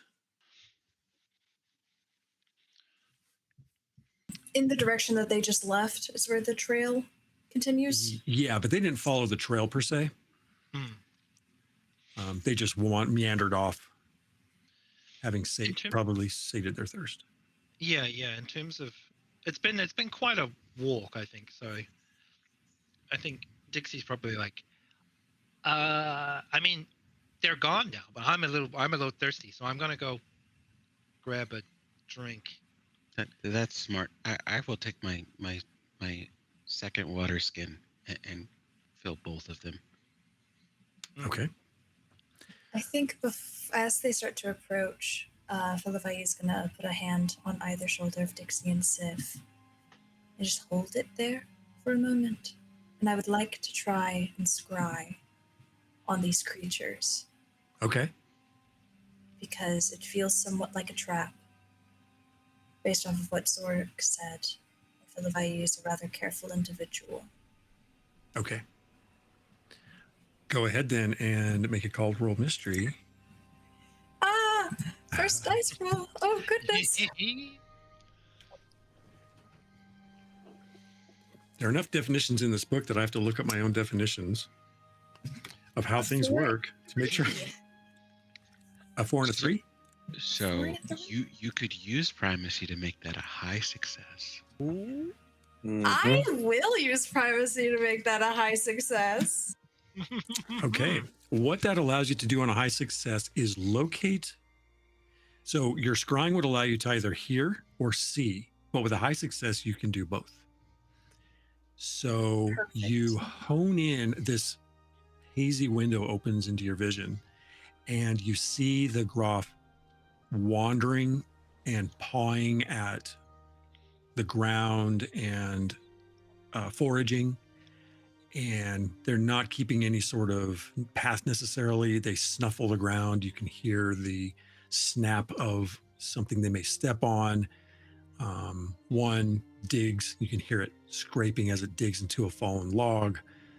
It just looks like they're foraging and wandering up an incline of a ridge. You don't see the path in your vision. So it seems that, in fact, that they have moved more westerly, where your path takes a northern arc from what you can see at the pool. I think the rather tight grip that Fellavaai had loosens before lifting from your shoulders. By the way, since this is a manifestation, you also get recovery. Mm. So if you look on page 2 of your character sheet at the bottom, you can see what your recovery options are. You can increase your armor factor even if you don't have armor. Ooh. You could I recover. really like that. I think in a fear of being hunted, there is, within the shadows of the robe that he wears, they seem to become a bit more material than they were. Very cool. So you gave yourself an armor factor? Yes. All right. You can mark that on the top right of your Nice. character sheet. It would be armor factor 1. Yes. Yep. Perfect. And as soon as that armor factor takes any damage, it's gone. Yeah. But yeah. All right. Dixie will reach up and grab Fellavaai's hand and just be like, "Is it good? Is it safe?" The Groff are gone. Okay. And Dixie just sprints for the water and like jumps and like cannonballs in. It's not a huge body of water. I don't think that has entered Dixie's mind at all. You cannonball in and you go, "Wow, blood!" Yeah. And throw it on, and water splashes out. That was not as deep as I thought it would be. It's like a mud hole, basically. Yeah. It's like a rainwater sort of natural. Mhm. It's a natural. It's not even a pond. It's a puddle of Yeah. some Mhm. size. Yeah. Yeah. I love it. However, you immediately realize, Dixie, that this is black water. And black water at the source is actually restorative. And it can be collected, as Sif begins to do. When it's collected, it loses its restorative feature, but it is valuable as a reagent or as simply water. And as a reagent, what that means is if you were to get into crafting, it can be used for certain restorative crafting recipes. Right. Very Nice. cool. I will pass that on as Sif turns up. As I'm just kind of lying there making mud angels. Oh, by the way, Sif, this is black water. You can it makes you feel a bit better, and you can use it in crafting. Yes. It also tastes good. Also true. Especially the muddy part, right, Dixie? Yeah, this bit. Well, you are never mind. And then Dixie will like look up at Zorik and be like, "Hey, look!" and grab the mud and begin like drawing lines, like the tattoos that Zorik has done. Be like, "What do you think?" You look wonderful.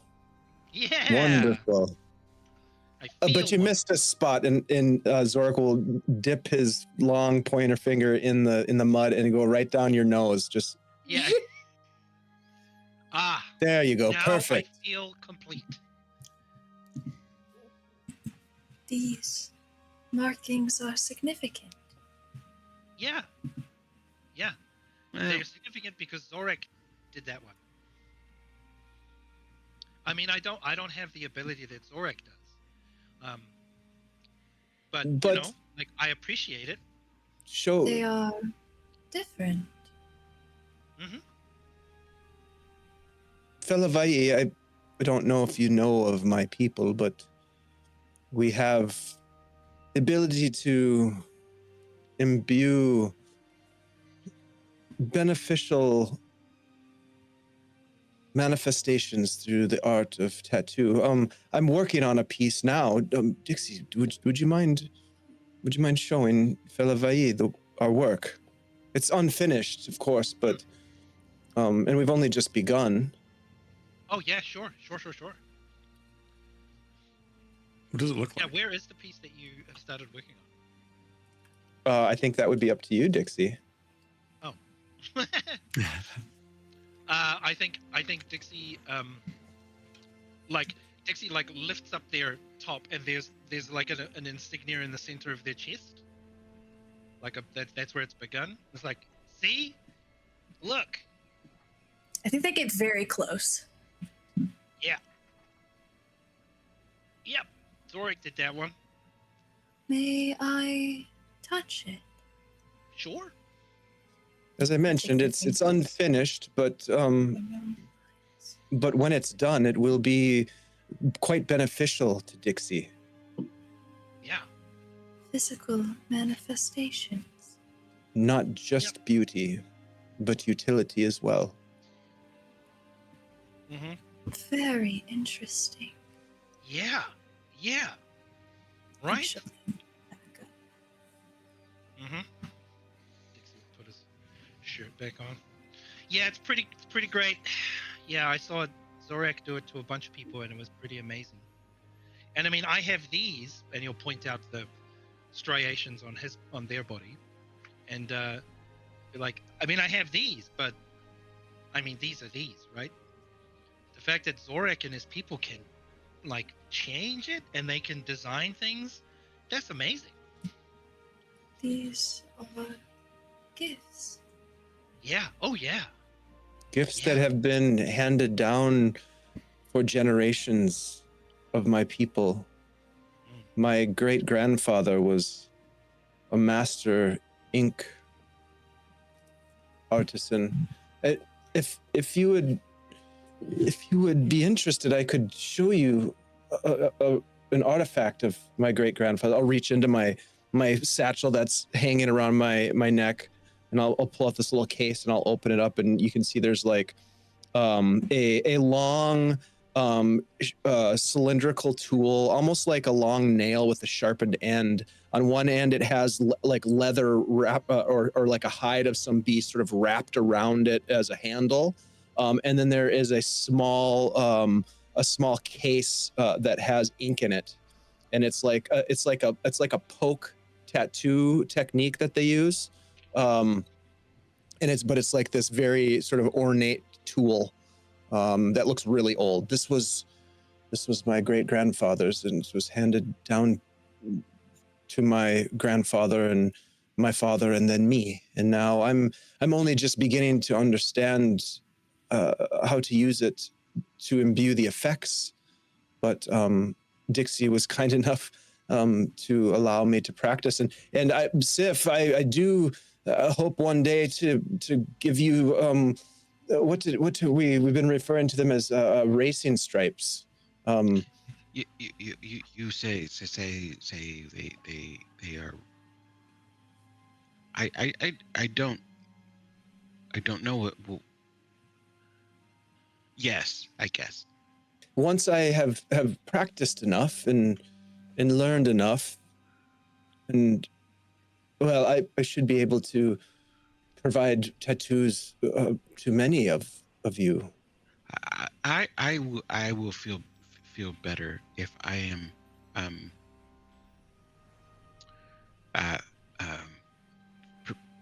prepared more. But it is very good. You're practicing on Dixie. Yes. Yeah. Do you want, and like Dixie will grab like a handful of mud and to Sif be like, do you want one of these? Do you want me to, on you, on your? No, mud and my feathers don't mix. Oh, right. Okay. Passing from the stone plain, the path meanders back up the mountain and soon leads to a narrow ledge. The wall of the mountain rises to the left of the path, while an open cliff descends to the right. A rocky shelf offers the first break in the open descent, some 40 shins below.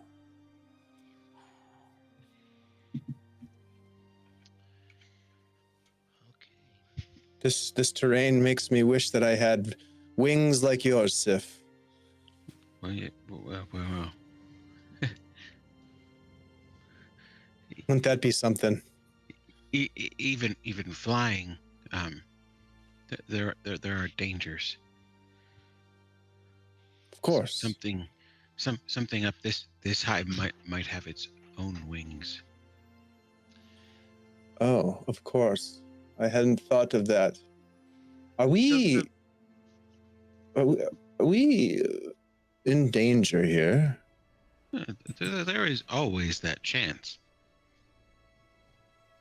I don't particularly like danger. It is a part of the hunt. I understand Sif is rather familiar with danger, or either of you. Not. Yes. You are, Dixie. Sure. Yeah. I am not. Life as long as you, I can imagine, has seen much. Even in this life, I've been in some pretty dangerous situations with some pretty dangerous people. Sometimes in the danger, sometimes we are the danger.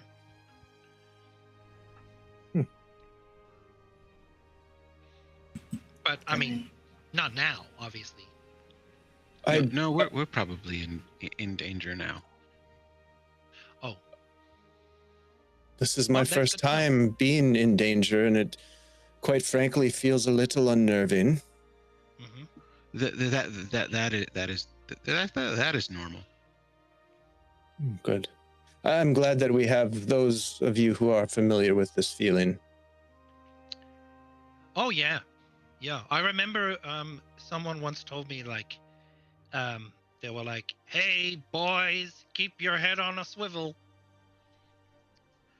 Which was weird because their heads, I guess they swivel a little bit. But putting on, to quote Zorik, to put on would mean to take off. Yeah, I was very confused. Yes, I see. Yes.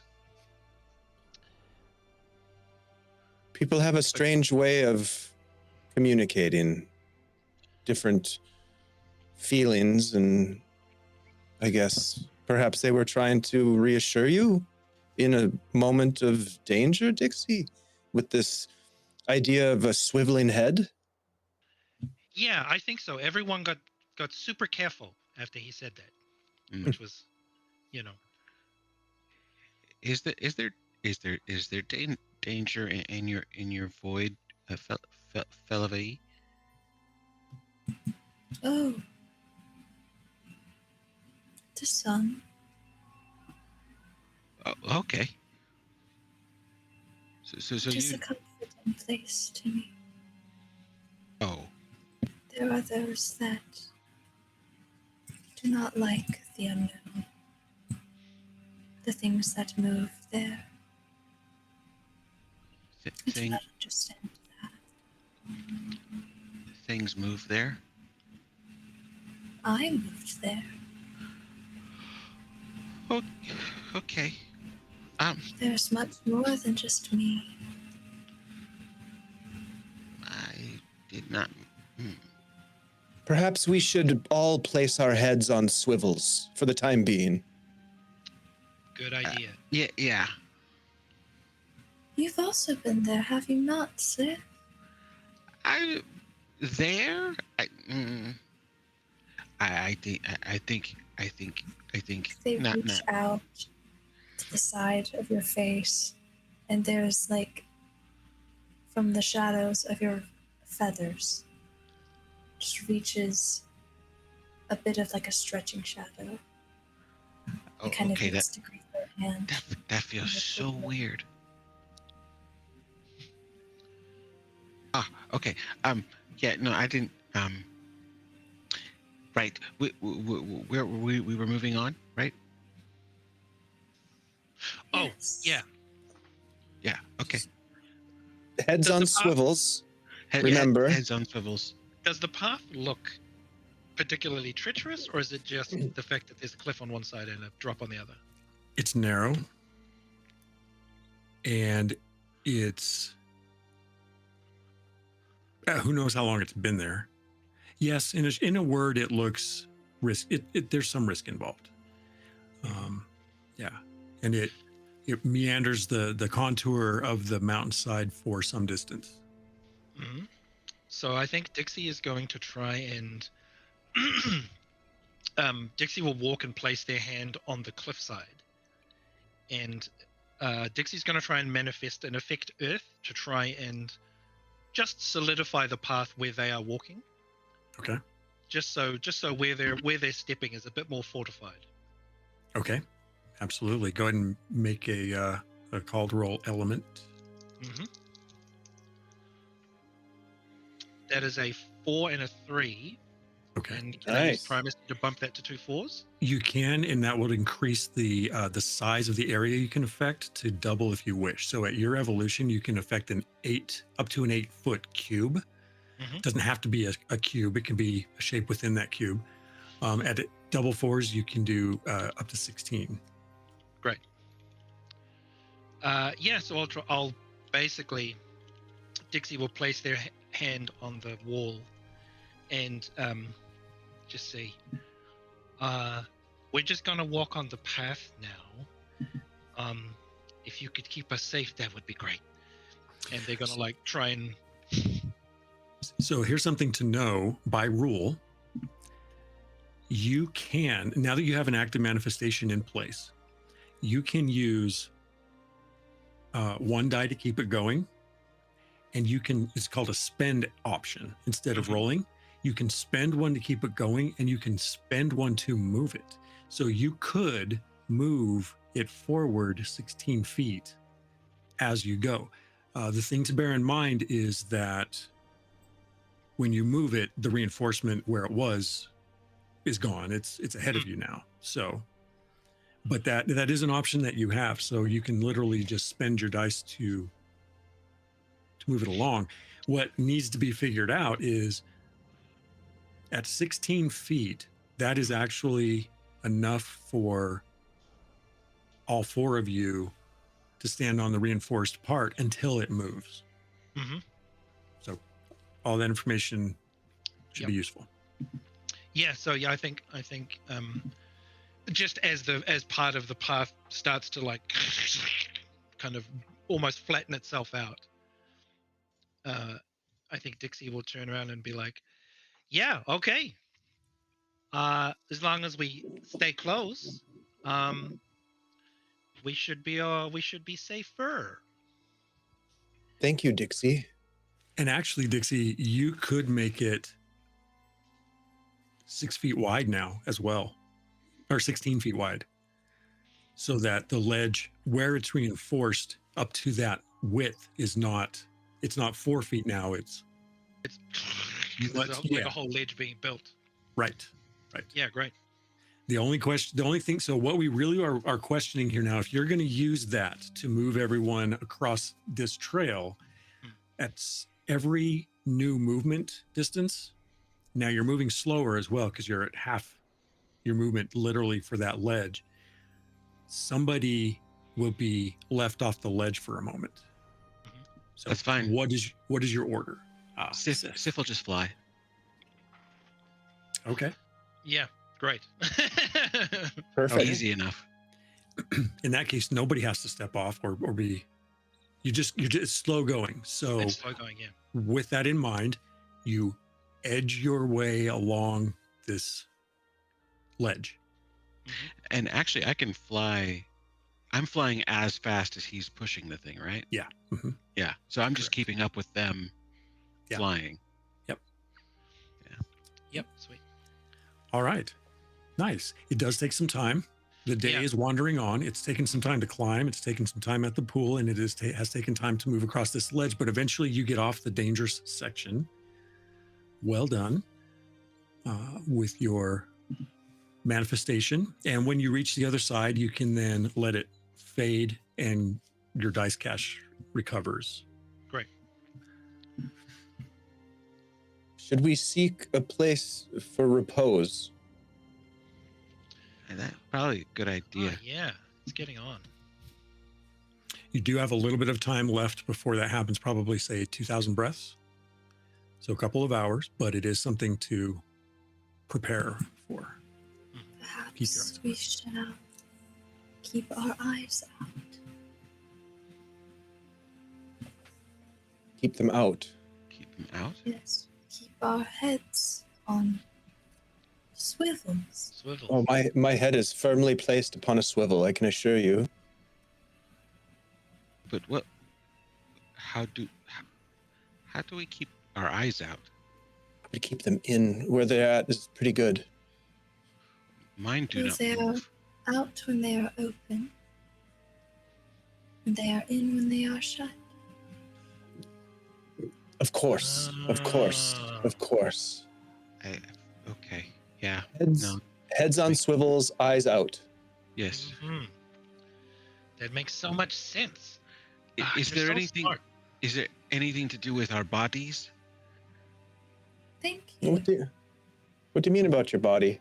Well, we have covered heads and eyes. I don't want to. I don't want to think about noses. And he clicks his beak. I was just thinking, keep your hands and feet inside the moving vehicle at all times. Permanece son sentados, por favor. Never mind my question. We can keep going. The path continues through the through the canyons and slopes as the day moves toward the darkening. A sudden chilling moan reverberates across the sky. The ground shudders with the bass timber, and the voice seems to say something tangible. It seems to say, doom, it repeats, and the mountain trembles.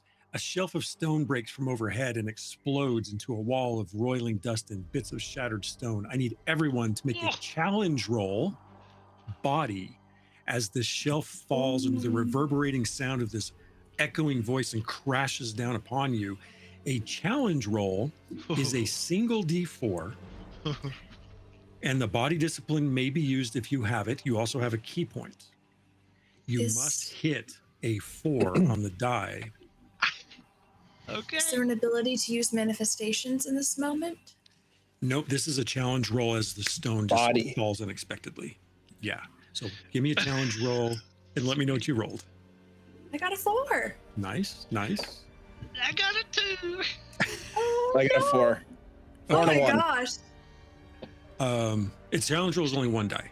Oh, shoot. Let me re-roll then. I rolled 2. I got a 4. Oh my gosh. Well done. Dixie, Poor Dixie.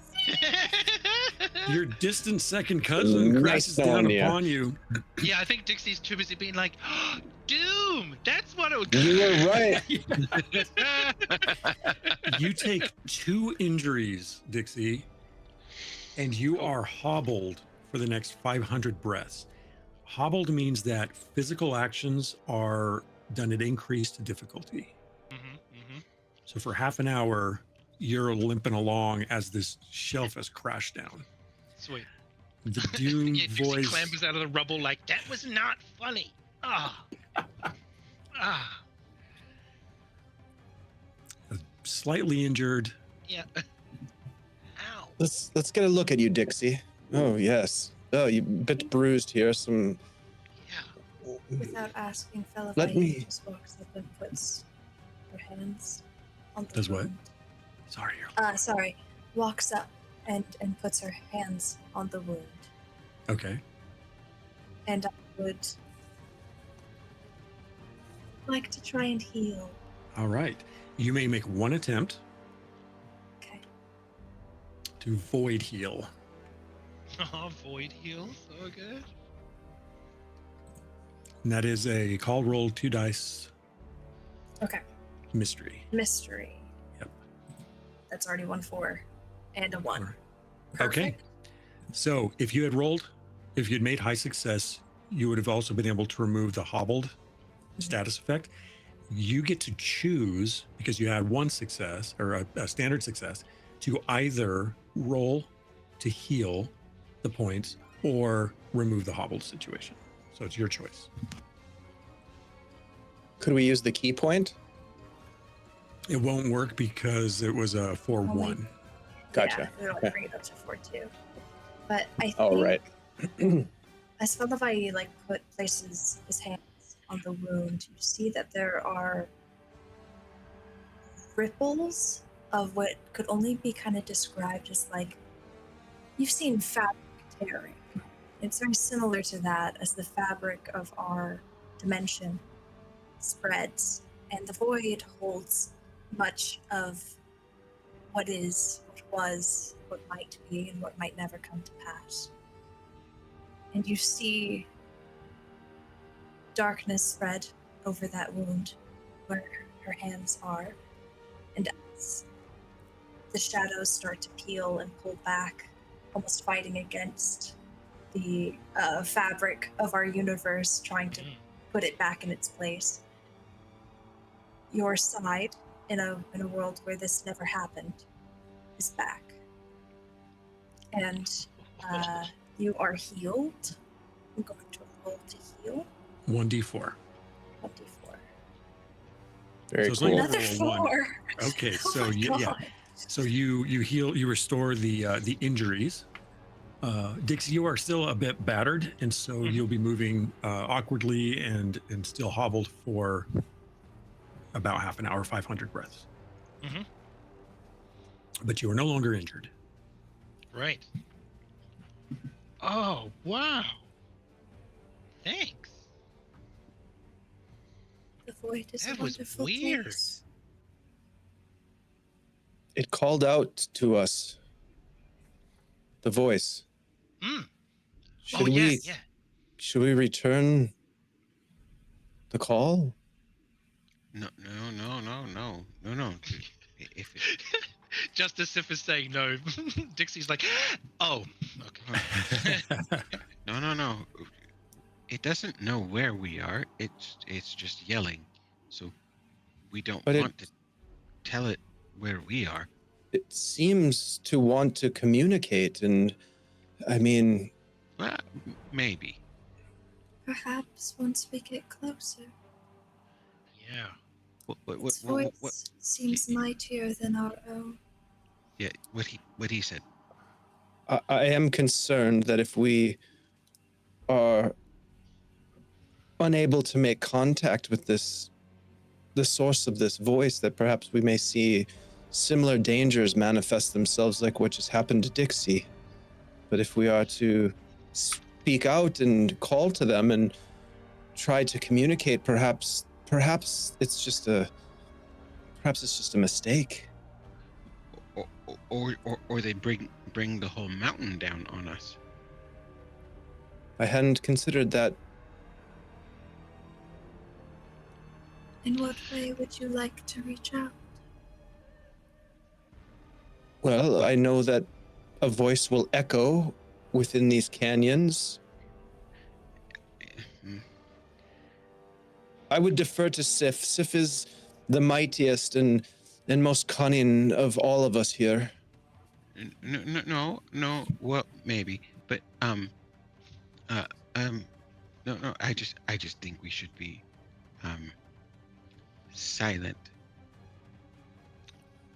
I knew you were going to say that. Yeah. You do know that my natural instinct is to sing. I do. Yes.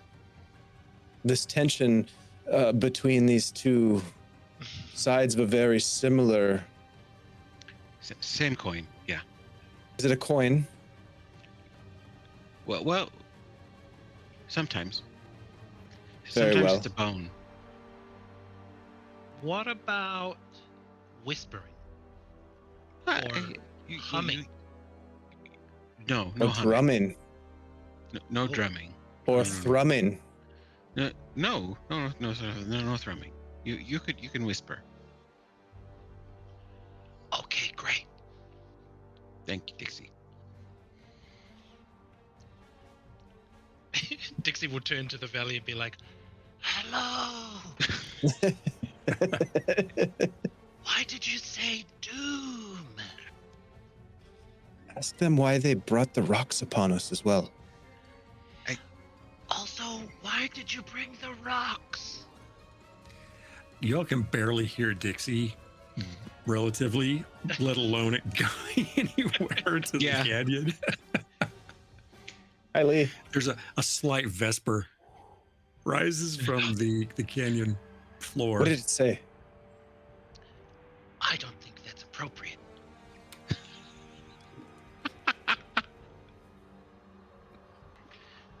I'm sorry, what? What did you say, Zorik? What did it say? I heard a vesper of some kind. Oh, I think it was laughing. Yes, probably. Was it laughing at us or with us? Yeah, I think so. Because Yeah. it caught Is me off there guard. a difference? No. I believe so. Sif and Zorik have very different understandings of the world, for sure. It's great. Song and Just discovering silence. it, yeah. Yeah. Perhaps we should keep going. Yes. There's only so Good idea. many more breaths. The crystal will be round dimming soon. As you round a bend and into a shaded area, you find the path blocked by solid ice. It is as though a waterfall froze in place during one of the rare storms. The flow descends from somewhere up the rock wall to the left and out of sight. It is perhaps 20 shins wide and falls another 35 shins or so to a frigid pond on the right below. I would like to dig into my pack and walk up to the ice and awkwardly pull out my hammer and hit it. Okay. Dixie just turns back to the valley and just goes, "This is not funny." Make a called roll body. Yeah, I have no confidence in this at all. And it's a big spread. 20 shins is 30 feet. 30 feet. Why? I can screenshot it for you, Ty. It's a double 4. Okay. Yes. Oh, You're kidding! We are on fire. What is happening? Okay, so roll a d4 damage plus 2. Ty, while he's rolling that, I have a question for you. Is this like out of place ice, or does it seem like it's naturally formed? It's unusual to see snow and ice throughout most of the garden. Okay. It seems that perhaps the placement of it with the shadow, it may be during a very cold storm that came through here at some indeterminate time, Okay. that it never thawed or never evaporated. Is it so rare that this might be the first time we've seen ice? Possibly Hmm, at your cool. degree of experience? Maybe not Dixie, but yeah, you could make a call roll lore to see how much you know about it if you feel like it's important enough. Sif, you got 6 total. Okay, yeah, you chop into it, and a big, like, chess piece size breaks off and slides down the chute and falls down the cliff face and splashes into the Whoa. pond at the bottom. You may also take a recovery option. And what was your intention of doing that? To see what would happen. That's what happened. Does that hurt in the mountain to do such things? I Dixie? don't think so. No, I'll put my hammer no, not away. at all. No, it doesn't. Doesn't hurt. I'm gonna walk over to the ice and like just kind of reach down and just tap it just gently.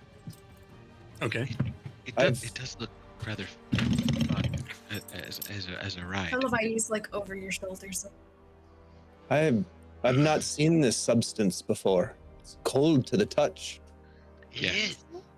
It is. Oh, Yeah. What is this? wet. It's water. Dixie. Yeah. Yeah. It's, water is a Yeah. liquid. This is certainly Yeah. not that. No, it just changes form. If you Like touch it, like steam that's water. Mist, the early morning mist. Well, yes, I've Rain. seen water Yeah. boil over a fire, and Yeah.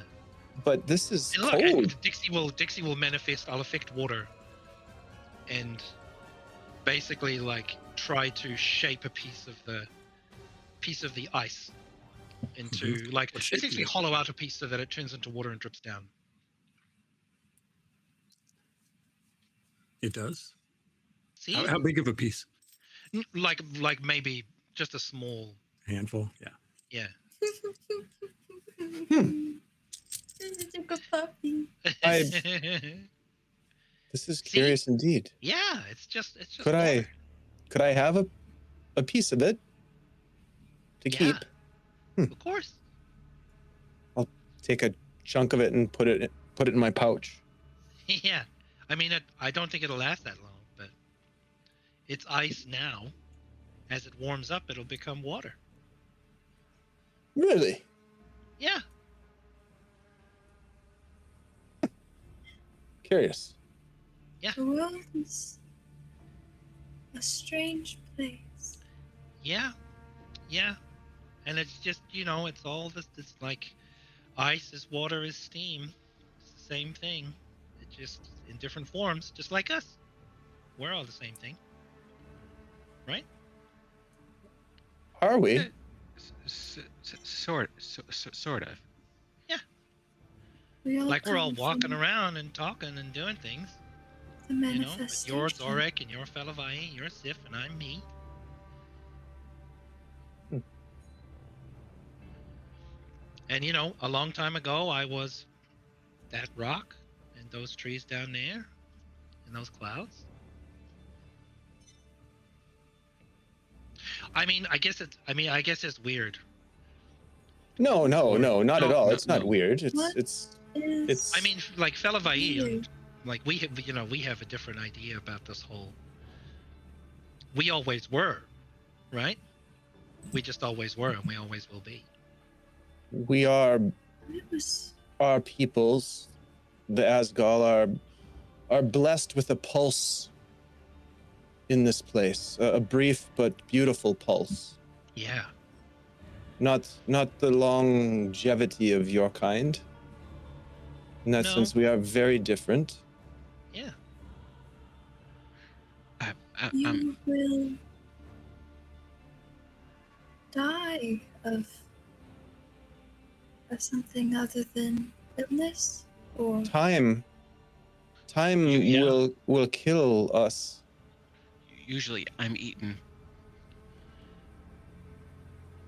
Yeah. My people grow old and frail, and our physical manifestations deteriorate Change. and Yeah, they go change. back to the garden. Yeah. Yes. Just like us. I just as we go back to the void? It is sorrowful for our people, but joyous all the same. what? Yeah, and also, I mean, Zorek, if your grandfather's talking to you, then maybe we're not so different after all. Quite possible. mm, I would like to think so. Yeah. I would rather not remember being just a bird. But you do remember being just a nestling, certainly. Yes. In your first fledge. What was unlike any other. And now you are a mighty warrior. Yeah. So you say. Many Yeah, say. sure. Dixie says. Well, Sif, when you fly, Yes. what are you flying in the sky, or are you part of the sky? I am on. So there are pushing airs. Yeah.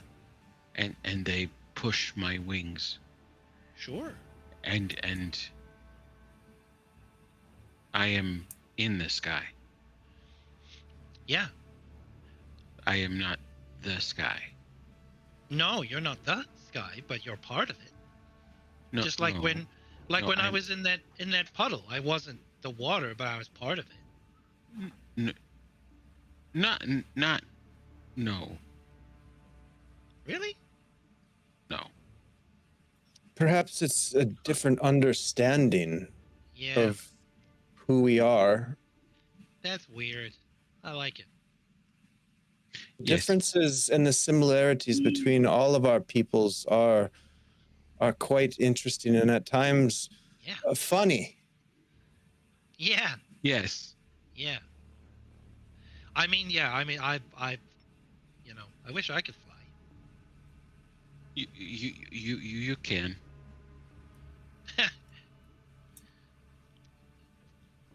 I mean, some would call that falling with style, but it's different, I guess. I did not say you could stay flying. That's true. You could do it once, as they say. Yeah, I could do one really good one. Yes. Wind does not fly.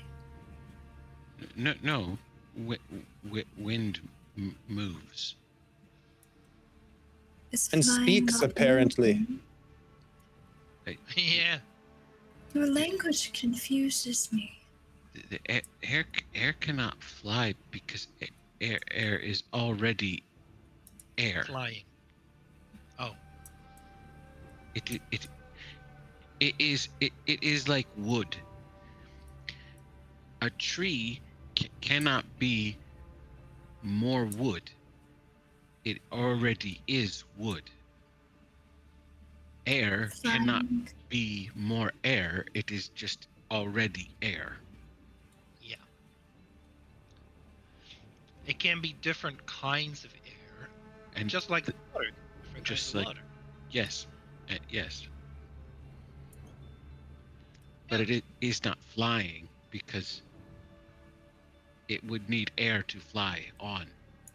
So that does not make sense.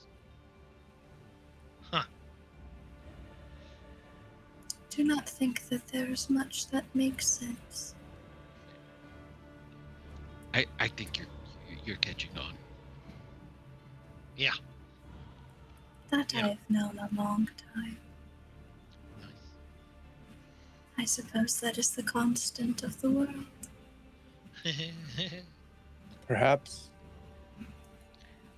This does seem to pose a problem, though. She'll look at the ice. Yeah. Do we want to try and get through it or over it? Can we not just walk across it? No, watch. And I'll put my talon on it, and it's just like, no grip. Maybe And we it's like camp a here. wall, right? Because Yeah. it started at a point and all of the waterfall's frozen. Yeah, imagine that the path comes around and narrows again against the ledge, and it looks like there was a waterfall that came down the hillside over the path, but it is frozen now, so it sticks out, and it's like it's a fall of ice. Mm-hmm. So there isn't a behind point that we could potentially squeeze through. It's just Right, all.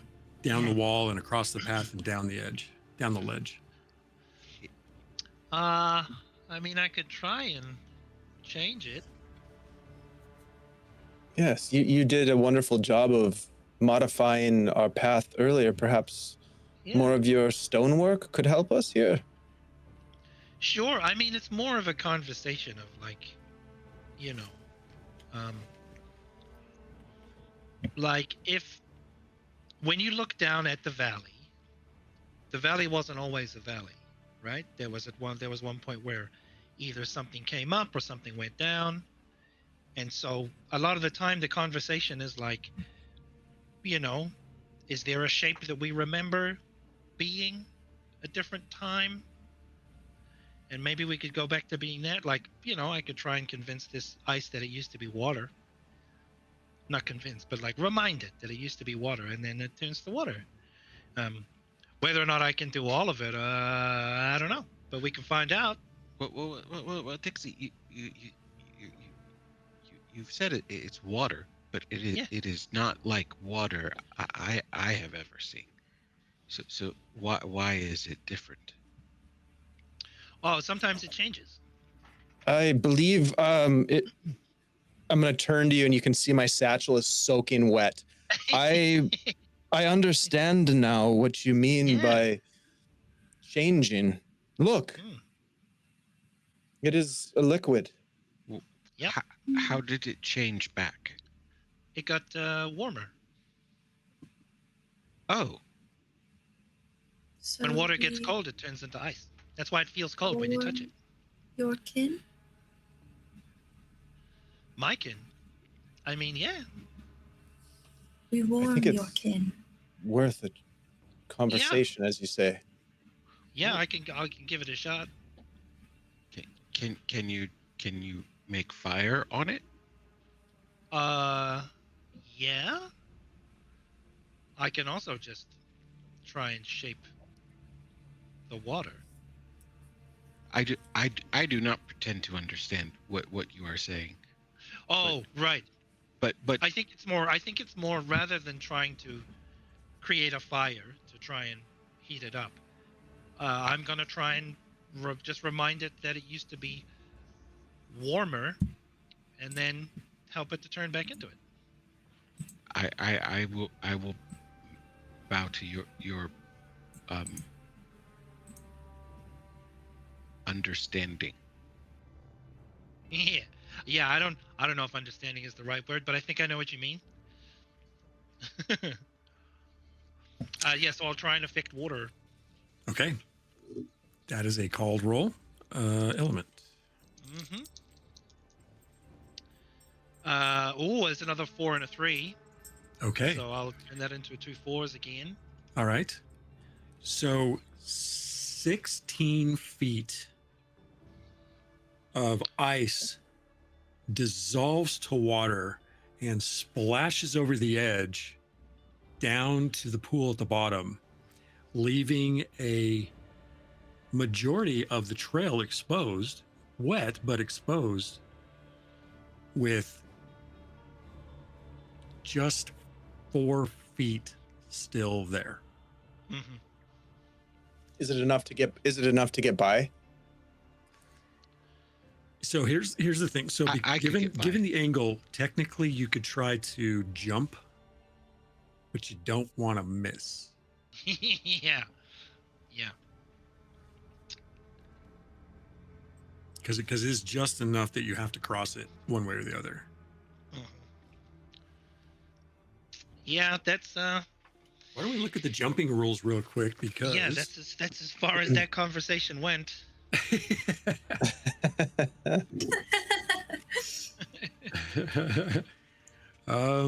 As part of its Something I movement, a could- creature may jump vertically or horizontally up to its size factor in feet. You are all size factor 4, or twice their size factor horizontally with a 4-foot minimum running start. Oh yeah. So you have the room. I guess we slide across or jump across. You don't want to slide because it is a slide. Definitely don't want to slide. Yeah, no, you don't want to slide. Yeah, you're looking at, trail goes. What if? Can I like fly out, like, Yeah, outside the range and just kind of like, sort of try to, if they fail miserably, be a Catch me, I'm safety net? falling. sure. So Catch me now, I'm falling. What if, Sif? What if I give you one end of my rope, and you fly to the other side, and then we Oh. have a rope? Oh no, because we're still on the slide. I see what you mean. Yeah. but a rope you could tie around yourself. Yeah. Do we Then what would I? tie the rope as we hold hands? If one falls, we have an opportunity to catch. I think we hold one end of the rope, Fellavaai. Yes. I will jump. I'm gonna start Okay. limbering up. I'm doing like squats. I'm stretching. Yeah, I like, stretches, yeah. doing some lunging. Bit of mobilization. Yep. I think Ty, when I fly out there, at just away from the face of the trail, I'm gonna take a look around to see if there's anything flying in the vicinity Okay. that might be taking notice of us. Yeah. Okay, so Zork, are you going to jump? hell yeah.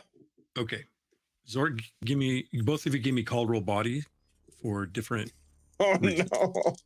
Is there some way that I can help with this? You can assist if Zorik fails miserably with an assist option. Okay. Yeah, so you're going to be nearby. I got 2 2s. You don't I'm see so anything nervous right now. flying around. I don't know if it makes you feel any better, but there might be something I could do to help if you start falling horrifically. This is where the assist option comes into play. When an active player makes a roll, and it can be called roll by seer discretion, or it can be on a turn-based action roll. A player that has a die in its dice cache, not spent, may throw in on the other player's roll if it's deemed necessary.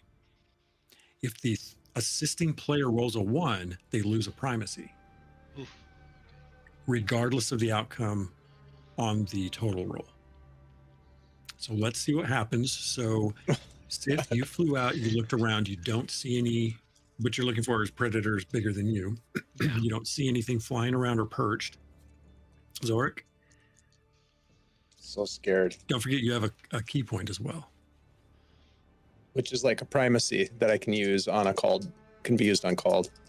It can be used on a roll that you don't have the discipline in. Yeah. Okay. Here we go. Okay. I have a 3 and a 1. So if I could use the key point to bump that to a 4, yes? Yes. Yep. You can. Okay. And you're going to All right. want to. Yeah. Yeah. Oh boy. Ah! Oh no! All right. So you go running, Zorik, and like a gazelle, you leap over the ice fall and come to a landing on the other side on the trail. I recommend stretching. Or wings. Or flying, yes. So we're going to treat this like turn order because you're all taking an action, even though it's out of turn order technically. So Zork, you used your dice. So your dice cache is currently spent. Okay. So you wouldn't be able to assist. So that's how that Gotcha. works. Okay. Okay. It is mine with the called roll as mine. Actually, yes. I Okay. guess we could have clarified that beforehand, but that would be consistent. Yeah. Okay. So Fellavaai and Dixie, you have to get across. And you can And tech- assist each other. So Yeah. Yeah. Well, you can't. Yeah, you can on your with your dice cache. Correct. Who's going to go next? Do you want to go, Fellavaai, or do you want me to go? Oh, I can go. Sure. Let me just stretch. Oh. So Dixie, let me before give you. go- Yeah. Hey, Before thanks you for the go, raid, Dixie. DM Jeremy. If you assist, you lose that from your cache, so your challenge roll would be with 1 die rather than 2 at our current evolution. That's right. Yeah, that's true. You also, even though you started this whole thing off by doing a manifestation as a called roll, we then went into turn order. So technically, because you've got your dice, you could try to manifest away the rest of that ice and just walk across. Now that we think about Oh, I see. After Zorik jumped, that would be awesome. it. Thanks for the raid, guys. Appreciate you. That would be funny. So you can either you can jump, just- Dixie, or you can just try to clear the rest of the ice. I'm gonna try and clear the rest of the ice. Okay. Normally Dixie would jump, but if considering it's a slide into the abyss, I don't think. Yeah, at 32 so funny. feet, Yeah. 32 feet, that equates to a 28-foot fall because you subtract the size factor, which would be 1d4 per 12. So that'd be 2d4 of falling damage. Yeah. Yeah, cool. Okay. So yeah, I'm gonna try and affect water and just dissolve the rest of this. Okay. Cool. Okay. Oh, does he have because- to re-roll, or is he able to spend the dice to keep it up? No, because the area that was affected fell away. So it in that gone. instance, it's not being maintained because I it was see. an effect that ended. Yeah. Right. Heard. I did get a 1, but I also got a 4. 4 is what you Thank need. goodness. All right. There you go. Okay. So you clear away the rest of the ice, opening the path. Yep. Fellavaai and Dixie can now safely cross, and you Yeah. can continue your journey. I like your jump, though, Zorik. That was Yeah, that was Zorik, amazing. that was a good jump. That was good. Thank you. It felt good. As the phase approaches the darkening, from high above, you gaze upon it at last. A vast golden valley that opens westward as far as you can see. Oh my Gold and orange rock monoliths stand randomly on an arid valley floor, and ochre hills break the horizon with their rounded crowns. The light here is unusual.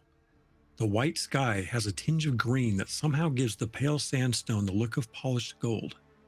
Warm vespers rise to greet you as well, unusually warm for the garden, as if the light generates its own heat. Crude handholds appear chiseled into the slope of a smooth rock face, forming some sort of rudimentary ladder that leads down a sheer face to the valley floor 40 shins below. And as you peer over the edge, you note what appears to be a body wedged into a shallow crevasse just to the right of the landing at the bottom of the cliff face. Some unfortunate climber, it seems, fallen before able to attempt the climb down. And that, my friends, is where we will end our session tonight. Oh, Bravo. oh, so Bravo. Gosh, good. you guys. My gosh. Awesome, Yeah. awesome. That was Yeah. so fun. I'm so stoked So about this fun. new campaign. Hell yeah. Yeah, so good. Nuovarden, you guys. Really Oh my quick, I want to gosh. give a shout out to DM Jeremy. Thank you so much for the raid. Architects of Fate, thank you so much for the raid. Heart of Adventure, thank you for the sub. Andy G3D, great to see you. Scarpy, you guys, thank you so much for all the support.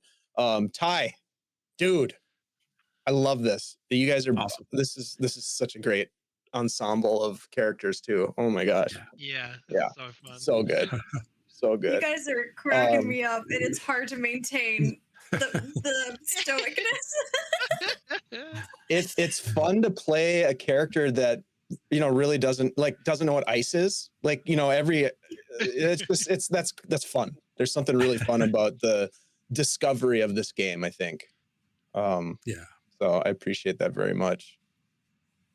Well, it's funny too, because you're exploring and discovering things that in any other setting the characters would know. Right. Yeah. That's to say nothing of what the garden is undergoing that's beyond the common encounter. Yeah. Just throw that out. Yeah. Right. Yeah. This oh my gosh, this is so fun. And we'll be back, you guys, next week with part 2. And this is going to be going on for the next couple of weeks. So please come back and follow the story with us. Be part of the conversation and the learning experience as we learn more about the system. Ty, we'll start with you as we do our outros. Can you just give us a quick recap of where we're at with the book and where people can find it? I know it's available. I'll put a link in the chat, but if you want to just give a brief update to folks, we did get some new folks that just rated in, and I'd love for them to know more about this game and where they can find it. Yeah, thank you. Nuovarden is my newly released, been under construction for some time, tabletop role-playing game featuring our own Fortunes D4 system and original Earthpunk setting. This is not a medieval game. This is an Earthpunk game of my own creation that literally came out of a dream that I had one night after a conversation with Plus 10 Broadsword. I don't know if he's in the chat still, about player agency. So player agency has a big lot to do with this system. The setting is a vast garden of wild discovery that is influenced by what is called manifesting energy that was brought by an outside culture of people called the Starnum, who are part of the playable cultures. There are 8 core cultures and 7 subcultures in the core rules. This is a live game that you can now get. For sure, the digital file is up, but we were going through just absolute last-minute file uploads for print. You can access the print versions, if not today, within days of processing, either through the links at my website, adventuresling.com, directly at DriveThruRPG. Inquire with me if you have questions about what you're looking for. There is paperback option, hardback option, and digital options available. The digital option is a separate purchase option if you wish, by itself as a whole, or you can do it as a $3 add-on if you buy a physical copy. So there are options in there as well for both. Yeah, if you have questions, always hit me up. We have our own Discord. I'm in the Guild Superior Discord frequently. Email me or find me on socials. Also, check out our podcasts. There is an interview podcast called the Adventure Sling Pod, and there is the Chronicles of Nephis, which is a dramatic audio solo play set in Nuovarden as well. Tim is also a castmate on those and my co-host on the Adventure Sling podcast, interview podcast as well. So that's what's going on. I have to check the files to see if they're complete for processing and set them up for final availability. And I didn't have time to do that because they literally went up today. So That's awesome. Right there. Yeah. Thank you for Ty, I love the Chronicles of Nephis because it really it's you do the podcast in a way that identifies like the mechanics of the game and like in a really neat way. I think that's super creative. So go check it out, folks. It is a long, it's like 10 or 12 hours of production time to put one of those. I can only imagine. Yeah, that's a lot of work. Yeah. Well, thank you for sharing your creativity with us and bringing this back to Guild Superior. We've played Nuovarden a couple of times, and I love having the book because I can really sort of start to study the lore and some of the details of this world that you and your team have created. It's absolutely beautiful. So thank you for that. Yeah. Thank you for giving us a chance to show it. Oh, hell yeah. And I'll put the link again in the chat. Go check it out. It's on DriveThruRPG. You can grab the PDF now and the print version potentially now or very, very soon. Thank you, Ty, and look forward to next week's game. So yeah, let's jump over to Ktyria. So your character is so cool, and also, well, you're leaning into the mystery, and it's pretty awesome. So thank you for that. Thank you. This is unlike any character I've ever played before. I don't know if you've noticed, I don't typically play like stoic or attempt to be quiet. I'm quite a talker. So this is hard. But I'm having such a fun time. Thank you so much for having me. I'm Ktyria, also known as Rachel. You can find me on the Guild Superior Discord, which I'm sure Dave would love to throw out a link to. Sure, absolutely. Thank you for that. I am so excited to be a part of this, and I'm so excited to see where this story goes. I love these characters. I love how similar and also different they are in so many different aspects. Like, I didn't expect for Fellavaai to have so much in common with Dixie, but they're both very curious about just everything all the time, just in very different ways. And I love that. That's so fun. Anyways, I'm having a fantastic time. Thank you so much for having me here. I can't wait to see where this goes and to learn more about this world. Rachel, there is always a seat at the Guild Superior table for you at 100%. And I love this group is great. The dynamics here are absolutely fantastic. Let's go next to Tim. Tim, I am so glad that you're back here playing this game with us. Yes. I love you, man. I love you too, and I love this group. I have to. I'm glad you got to me first, so I can compliment Dixie for being a great Lenai. That's my baby. You can ask Ty anytime.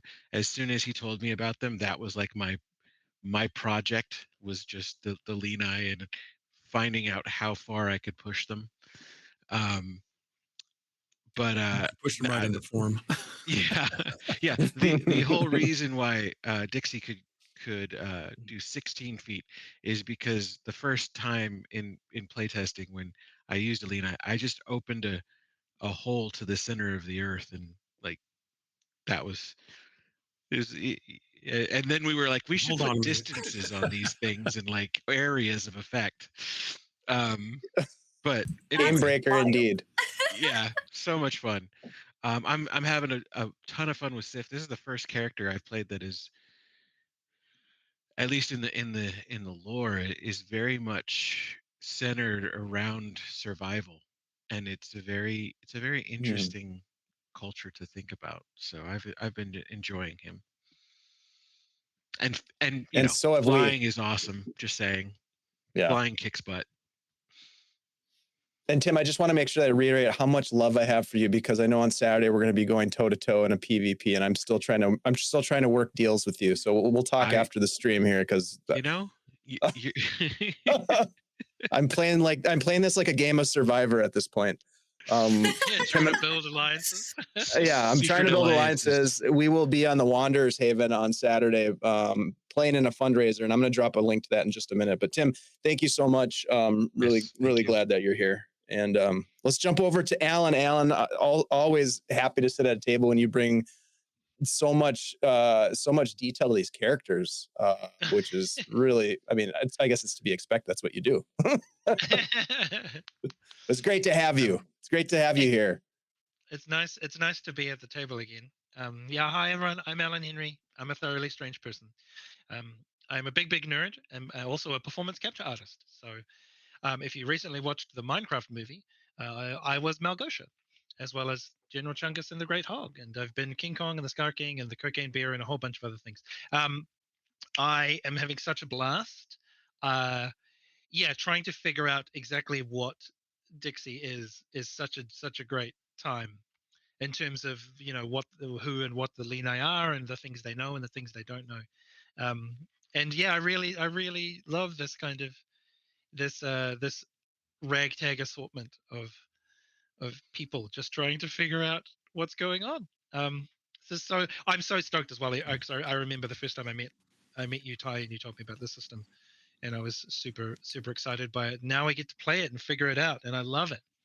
And I really do love the focus on player agency. That's always something I try and strive for in other systems.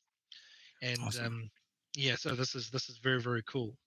You can also find me on the Guild Superior Discord. I'm often in there reacting to all the coffee gifts and keeping an eye out for the community games that Guild Superior runs, which are a great way to meet more of the community and meet more of your fellow nerds. So I thoroughly encourage you to jump on board if you aren't already, and tell all your friends, because it's always good to find more wonderful nerds to play games with. Yeah, and that's me. Well said. Yeah. The gaming community and the friends that I've made along the way has been just so cherished. It's just a beautiful thing. And I wouldn't know any of you if it wasn't for these games. That's pretty cool that we can be on very different continents even and get to know each other. So I would say in some cases fairly intimately, in terms of the emotions that we bring to these games and the things that we explore together. I mean, this is really special. And I appreciate you all for that. Of course, my name's Dave. I am sort of the instigator and roustabout here at Guild Superior. I love being able to put together these opportunities to connect with people. So if you want to connect with us, please jump into the Discord, as was mentioned. And we do actually Plus 10 Broadsword, who is a good friend of Ty and Tim's, and has been involved at some level with the creativity that goes on around this game, is running a one shot on the 22nd, I believe it is, a week from this Saturday, I think. Actually, I don't even know what day it is. Is it Thursday? Yeah, a week from Saturday. Lots of games going on, lots of cool people, and yes, lots of coffee gifts. Many, many, many coffee gifts on a daily basis. It's the morning ritual now. We are, I want to make sure that I mention, I had talked about Tim and I playing a PvP over on Wanderers Haven. That is a charity stream that is to support the work that Wanderers Haven is doing to raise awareness for Mental Health Awareness Month, and to raise money to support people who really need it. And right now, more than ever, people are struggling. I have some therapist friends, and they say they've never been as busy as they are right now. So I think there's just a lot of, like we were talking about before the stream, the uncertainty of just things right now in most people's lives are stressful. So we're trying to do our part to support the Wanderers Haven in that respect, and we hope that you will too. So I'm going to drop a link in the chat. We were gonna raid into Magi RPG, but they just went off stream. So I'm gonna find someone to raid into. So stick around. We're gonna kick it over to our end screen. We really appreciate you all for being here. I think we touched upon everything we needed to touch upon. We're gonna sign off. Thank you everybody for being here. We'll see you this weekend over at Wanderers Haven, and then we'll see you next week here for Nuovarden on Thursday. And just as a quick heads up, we will be diving back into some Greyhawk storytelling as part of the Summer of Siege. We'll be rolling out some Greyhawk games using the Siege engine that Trollard Games puts out in their Castles and Crusades game. So look forward to that happening in June. Very cool. We will be back, my friends, with more. Take it easy, y'all.